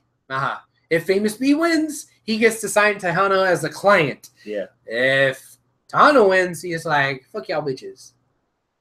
Maybe with Brenda, he might literally do it. You seen her. Anticipation level. 5. Okay. I don't really care that much for Tejano. And kayfabe storyline-wise, Famous B has a broken arm. So we're going to have a guy that I don't like watching wrestle anyway fighting a one-armed man. Yeah. Okay, and the story I don't care that much about. Like, I mean, okay, if Famous B signs Tejano, then what? Great. If he doesn't sign Tejano, great. Like, I don't know. Like, Famous B is funny enough on his own that if he moves on to somebody else trying to sign, or if he signs somebody else different or whatever, I'm okay with it and whatever. Tejano, he can go suck a lemon for all I care. I have a rebuttal for you. Go for My it. anticipation level's at a 7. You've been throwing the term around a lot tonight, so I'm going to go ahead and follow your lead. This entire series, Tejano more or less has felt like a Jaguar. I have not been as interested in Tejano as I am right now with this storyline because Famous B, the magnet that just attracts you. And then him, knowing Famous B's got a broken arm, I'm pretty sure he's going to debut his new client to save him from Tejano so that he can then get killed. Right. So I like the possibility, and I love looking at Brenda, so I'm at a 7 for this. But I still have Tejano winning. Okay. Who do you got winning? Tejano. Okay. Tejano's going to win. A guy with a broken arm is not going to beat. Well, no, hold on. This is Lucha Underground, so I should go with the like impossible thing to happen. You know what? Famous B's gonna grow a third arm. Somehow he's gonna have mystical fucking powers. Now that's just racist. Why is that racist? That's not racist at all. You're racist. Morris, is it racist? See, she said yes. She said she wasn't paying attention. Gift of the Gods ladder match. Pentagon Dark.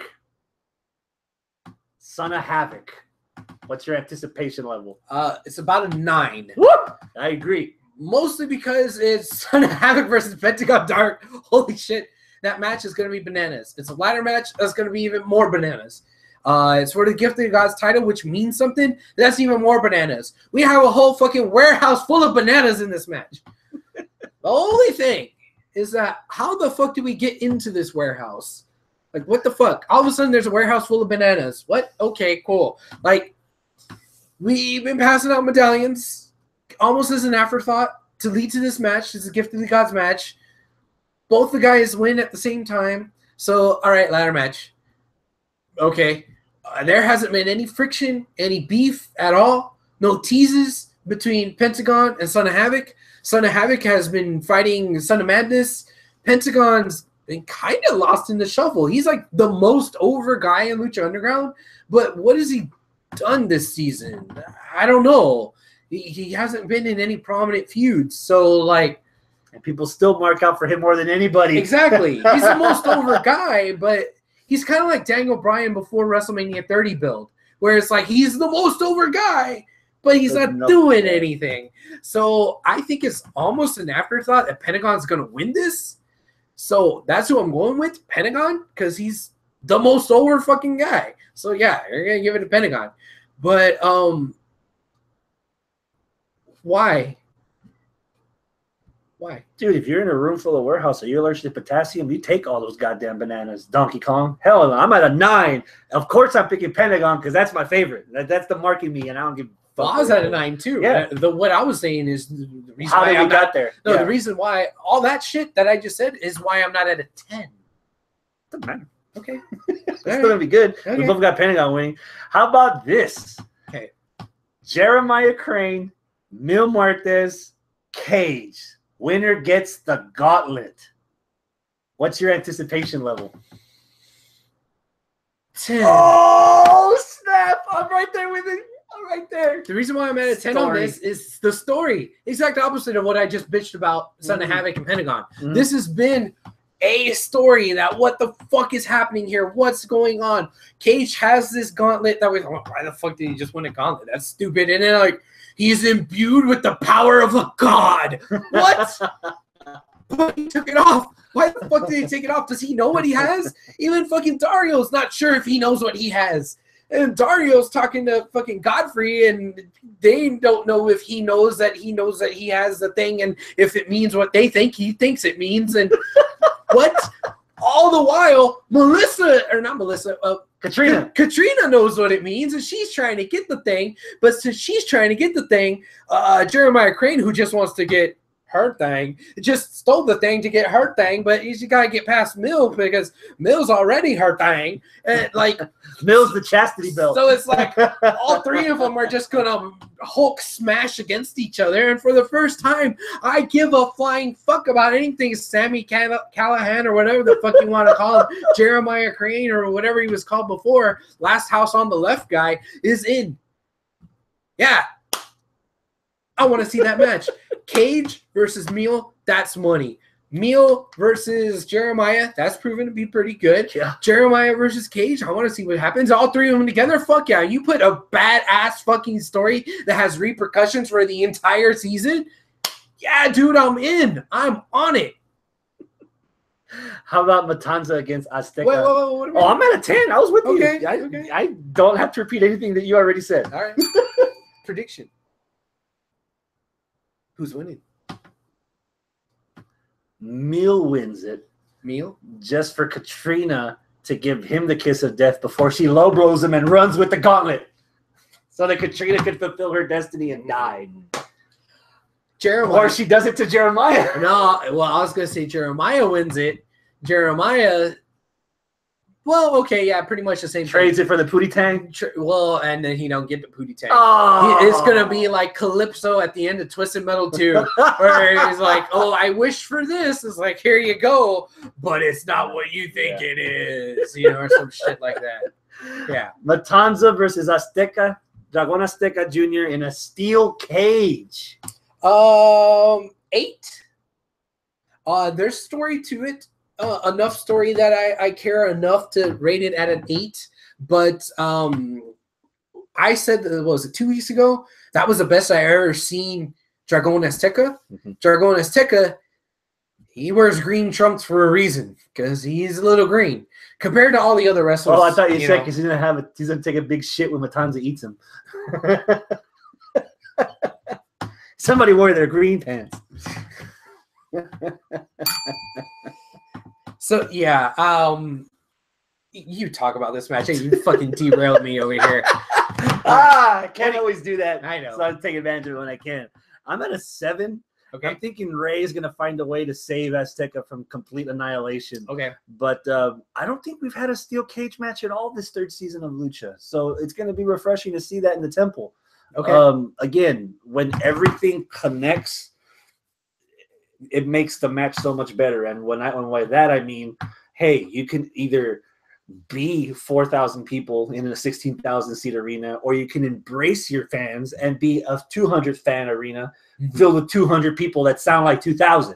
Yeah. So in that ambiance, dude, everything on this card is going to be like a notch or 2 above. Dragon Azteca is not the best wrestler out there. He's not the best wrestler on this fucking card. Well, roster. Yeah. But they know how to hide it and accentuate it and do the things to make him not look as bad as what he really is. And I would have thought he would have been exposed a couple of weeks ago, and he wasn't exposed. He was elevated a little bit. So Matanza, who I also suspect isn't necessarily the best wrestler out there, but they taught him a few really cool moves. I love that fucking twerking, twisting fucking power slam he does. Like he puts that Wrath of the extra. Gods. Yeah, I fucking love that. And like, it was almost that with him, like he was too green, too young, too dumb to know that he couldn't do it. You know, like, hey, we're going to train you like on the basics and hey, come up with a badass move. Well, I don't know if this is safe, if I should do it. I'm going to do a power slam, but I'll just like do a twisty with it. Can I do that? I don't think I've ever seen anyone else do that.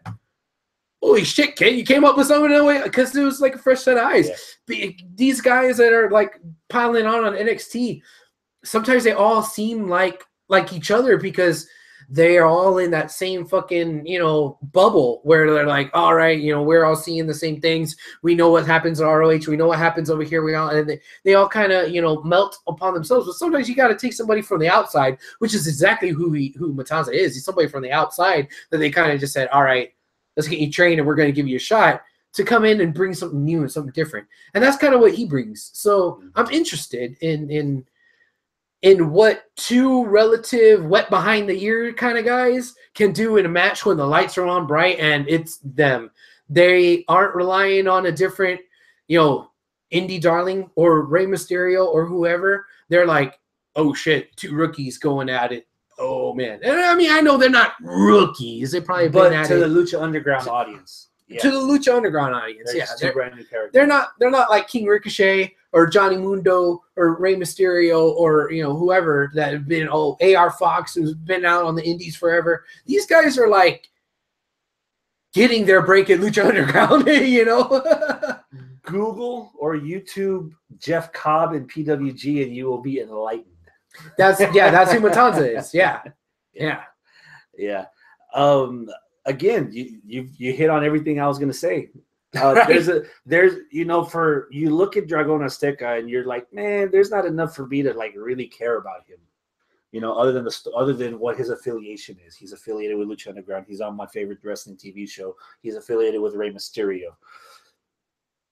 The last match he had a couple of weeks ago that you brought up, I saw flashes of when the office says there's a reason why he's on this roster, there's a reason why he's on this card, and sooner or later you're going to see it. Just like, not to the extent, but there's that moment where Angelico went from, oh, he's just a guy that rides a dirt bike to, holy fuck, he almost has wings, he can fly. Yes. You know, and we didn't know that when I first saw. I didn't know that when I first saw him. Right. I had no idea who he was. Yeah. Now I was like, man, season 3 could have been a whole lot better if Angelico was on it.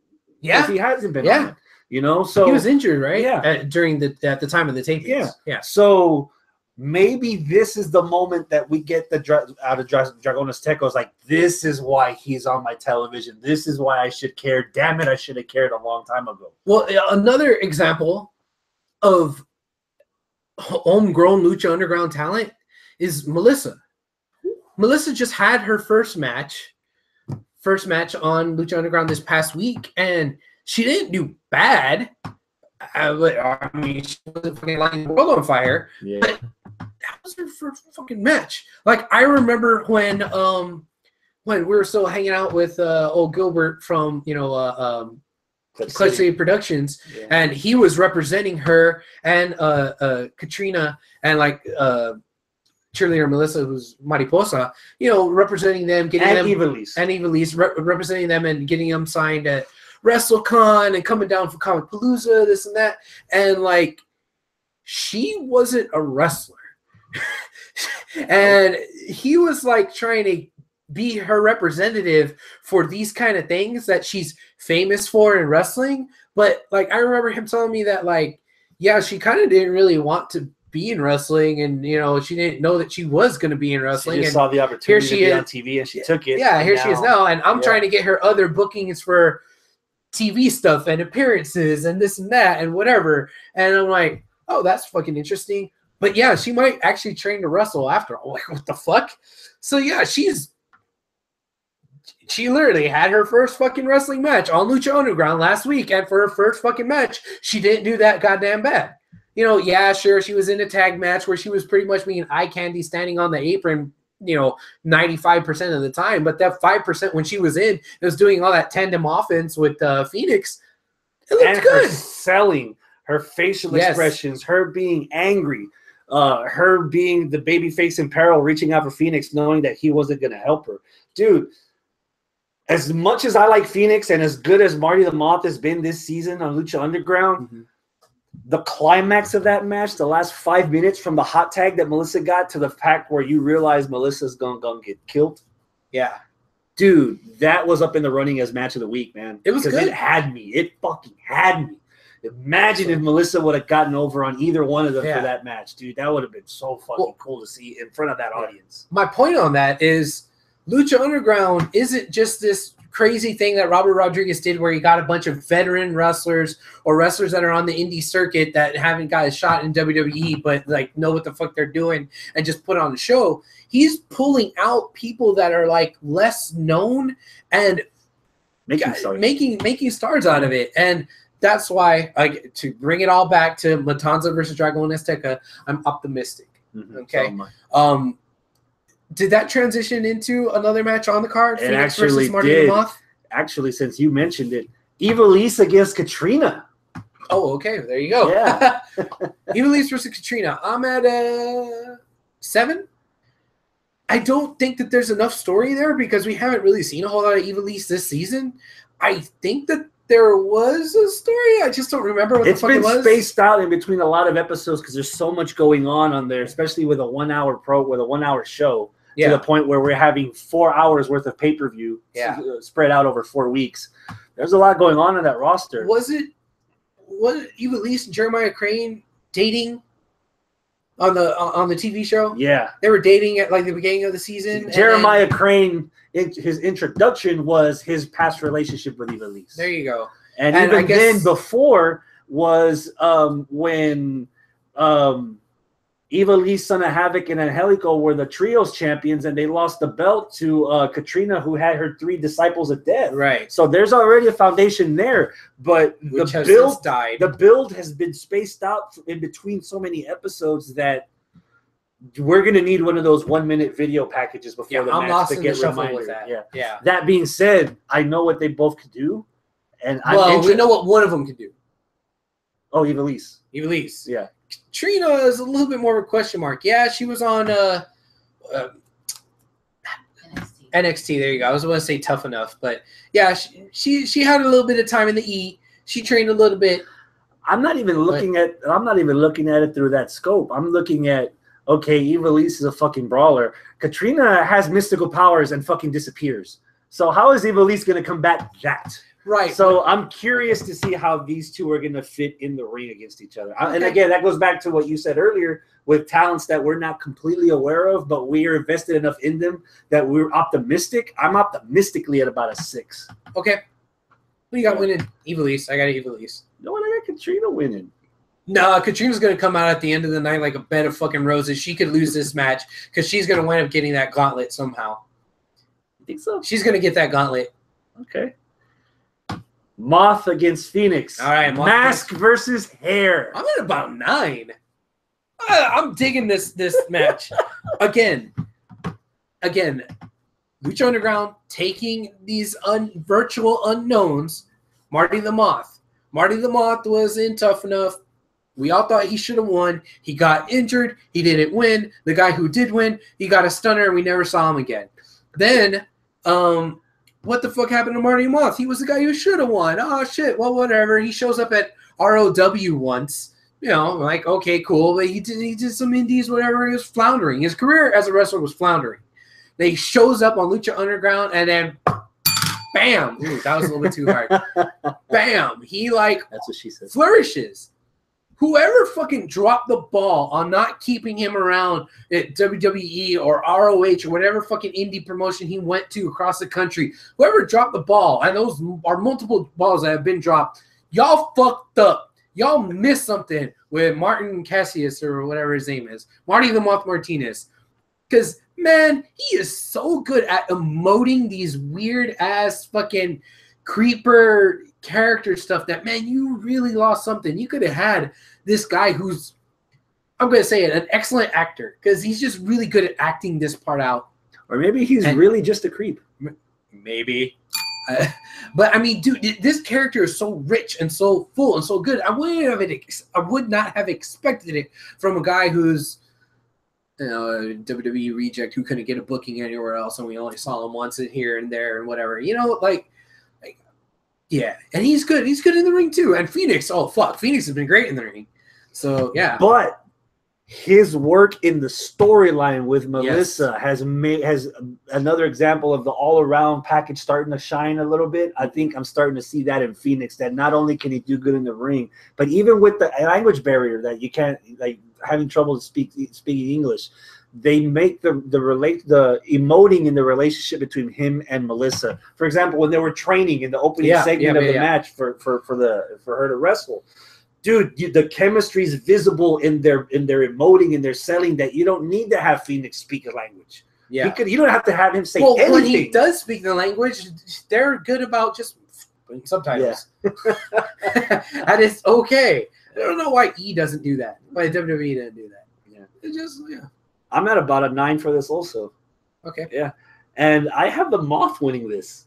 Why not? It's weird. Like I want to say keep the momentum going, knowing that this could be the last ever. But still, it's mask versus hair. So you're saying that Phoenix is going to lose his mask? He's not going to be losing Melissa.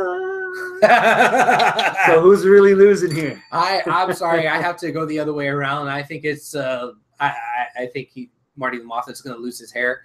I don't think he looks bad without hair.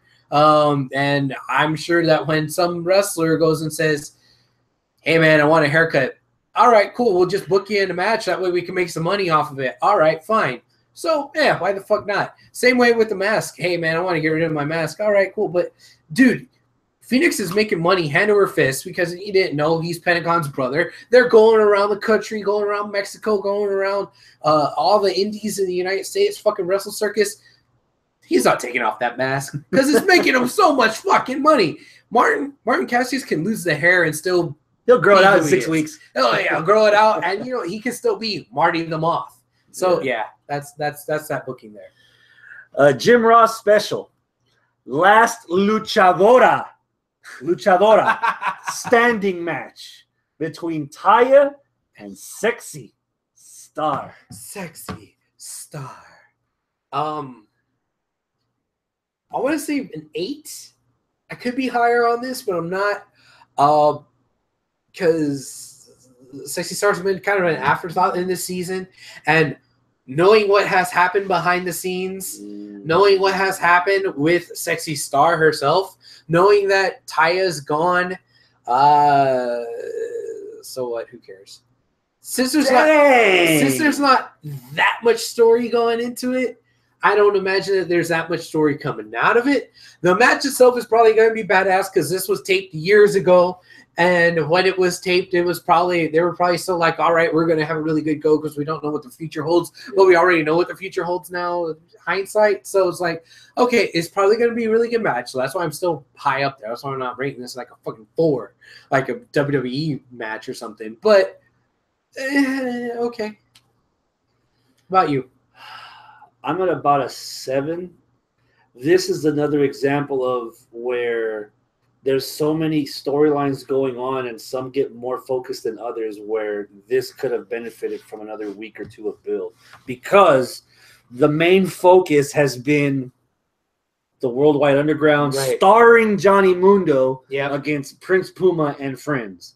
Like Sexy Star and Taya have not led their own feud. They're both this is literally a supplemental feud. And friends. Yeah, they're part of the and friends. So if this would have happened a little bit more on their own, even if it was on the side, but if we got more of them one-on-one as opposed to the group thing, this might have been a little bit higher as far as my anticipation goes. Now, it's last luchadora standing, and you know how I feel about last person standing matches. You gotta get up to an 8 or a 9 for a fucking near fall, and that drives me fucking crazy. Yeah. But the redeeming factor of that is the No Mas match. The No Mas match between Mariposa. Star and Mariposa. Yeah, Mariposa and Sexy Star. Fuck, man. They went at it, and damn, that was hard-hitting shit. So that was Match of the Year candidate last year, right? It was. So was it? It was a candidate? Mm-hmm. All right, okay, well, whatever. You switch out Taya for Mariposa, I'm in, dude. Taya looks like she could take a beating, and she looks like she could give a beating. Mm-hmm. So that's Johnny Mundo. So I'm sure that match is going to be fucking great. Who you got? Sexy Star. Okay. You know what? I got Sexy Star also. Okay. Killshot versus Dante Fox. Hell of War. Hell of War. All right. Explain to the audience what Hell of War Well, is. I wish I could. All I know about what this match is a little short thing that fucking Matt Striker snuck in when they put up the graphic, and he said, "Oh, it's 2 out of 3 falls, and each match is a different match. So whoever gets 2 falls first wins." I'm like, okay. It's a 3 stages of hell match, basically. Yeah. All right. We don't know what the stages are. Mm-hmm. So that's kind of like, yay, element of surprise, because element of surprise works in wrestling. But boo, because like, what if something is a surprise? Like, surprise, it's a regular match. What the fuck? Here's what soothes my fear is that we already got these two main eventing an episode of Lucha Underground in a Modern Warfare match, a gimmick match that was tailored specifically for them. And I was already leaving there saying, man, those two are main eventers in that company. Mm-hmm. So the fact that I'm getting that again and not knowing how I'm going to get it, I am at a 10 for this. Ooh. Mm-hmm. All right. The optimism is very high. The stock has been invested in this. And the fact that as of recently, I don't know who the heel and the face is this time. Oh. That's what's got me at the 10. I think that's the kicker that pushed me from a 9.5 to a 10 is that scenario right now where the fans are starting to go into AR now. Like they kind of respect Dante. They respect what he's doing, and Killshot's just like, I don't know about that. Yeah. So yeah, I'm intrigued for this one. Yeah. Who you got winning? I think I got Dante winning this time. Okay. Yeah. Okay. I can see that. Did I get my anticipation level on that one? I don't even remember. No? 9. There you go. Okay. All right. So there's one match left. Asterisk. There's one match left. Why is there an asterisk? I'll get to that in a second. Okay. Prince Puma against Johnny Mundo. Title versus career. What you got? I'm about an 8. I'm not as high as I think I should be. Especially considering all the other stuff that I rated pretty high, even higher than this. And I think it's because I think I know who wins this. Not because I've read spoilers or anything, but because, all right, King Ricochet's been salty about him still having to be on this show, and he can't wait till the show's over so that he could move on for other bookings because his contract is da-da-da-da-da. So it's like, you didn't really necessarily give out a spoiler, but you kind of gave out a spoiler. When this is career versus title, and you've been bitching IRL, not kayfabe, been bitching, oh man, I can't wait till I can so I can stop, in that underground fight club bullshit, and like, you kind of shot yourself in the foot. You ruined it for a lot of people. On top of that, it is a rematch that we've seen twice before. We've seen this twice? Only once? Once. The first episode of Lucha Underground. That's the one I definitely remember. I thought we had it some other point in between there. Mm-hmm. But okay. But that match was really good. It's what got me hooked on Lucha Underground from day one. Yeah. But it is a rematch, and I kind of already know who's going to win. So whoop-de-doo. But the match is going to be badass. That's why I'm still at an 8. I can see where it would feel like it's a rematch because we literally just got the finish in that Atomicos match. When I compared a couple of weeks ago that the Atomicos match was No Way Out of Texas before WrestleMania 14, I was expecting either Mundo to get the pin off of someone else or have King Ricochet pin someone else from the Worldwide Underground to build momentum, not so much just like literally give me the finish already, so that I wouldn't have that mentality where it's like, wait, didn't we just see them like recently have a match? Yeah, so I'm at a 7 for this. Okay. And yeah, the whole Ricochet thing now, watching him complain on the G1 special here, yeah, it's kind of a giveaway that Mundo's winning this. I've got Mundo winning this. I got Mundo too. Yeah. The asterisk. Yes, what's the asterisk? Do you remember the rules of the Gift of the Gods? Yeah, you win the Gift of the Gods, you can cash it in like Money in the Bank. If you don't cash it in, you have to defend it at least once a week. That's the difference between Money in the Bank and the Gift of the Gods. You got to keep fighting to keep the title. And you can't cash in immediately. You have to give 1 week's notice so that Dario can promote. Right. We have 4 weeks worth of Ultima Lucha. Do you see either Pentagon or Son of Havoc, whoever wins that match, do you have them cashing in before the season's over and having whoever wins out of Puma and Mundo defend the belt again during Ultima Lucha Tres? For that to happen, that match would have to be no later than night 3 of God damn it, of Ultima Lucha. No later than the 3rd week of Ultima Lucha. Yeah. All right. So provided that it's not on the last week. No. I still don't see it happening. I could see that being a thing where, well, damn, I don't know, because you have to defend it every week too. So let's say it is on night 3, on week 3. Does that mean it has to be defended or used on night 4? Or he could hold it till next season. No, because you had to defend it every week. It wasn't defended every week. I think it was defended every other week, I think. I thought it was defended every week. The only problem is the Gift of the Gods hasn't had the belt that long for you to defend it every week. Okay. You know? I don't know. Goddamn, I don't know. That might be a monkey wrench, maybe an oversight on storyline writing, or that might be just an oversight on my behalf. Like maybe I'm fucking up the rules of whatever Gift of the Gods was, or maybe they're fudging the rules a little bit. But I don't. Okay, even if it's night 1, if it's the first match to start off Ultima Lucha, I don't think that either one of those guys is going to say, "Hey, I'm gonna cash it in."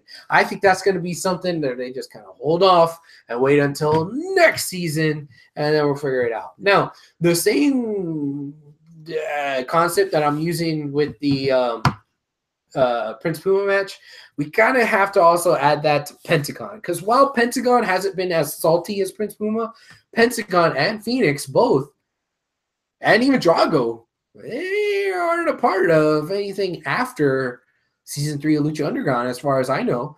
Hell, I mean, Mundo left, and Mundo was Johnny Impact now instead of Johnny Mundo. So somehow they got to get the title on somebody that I guess is sticking around.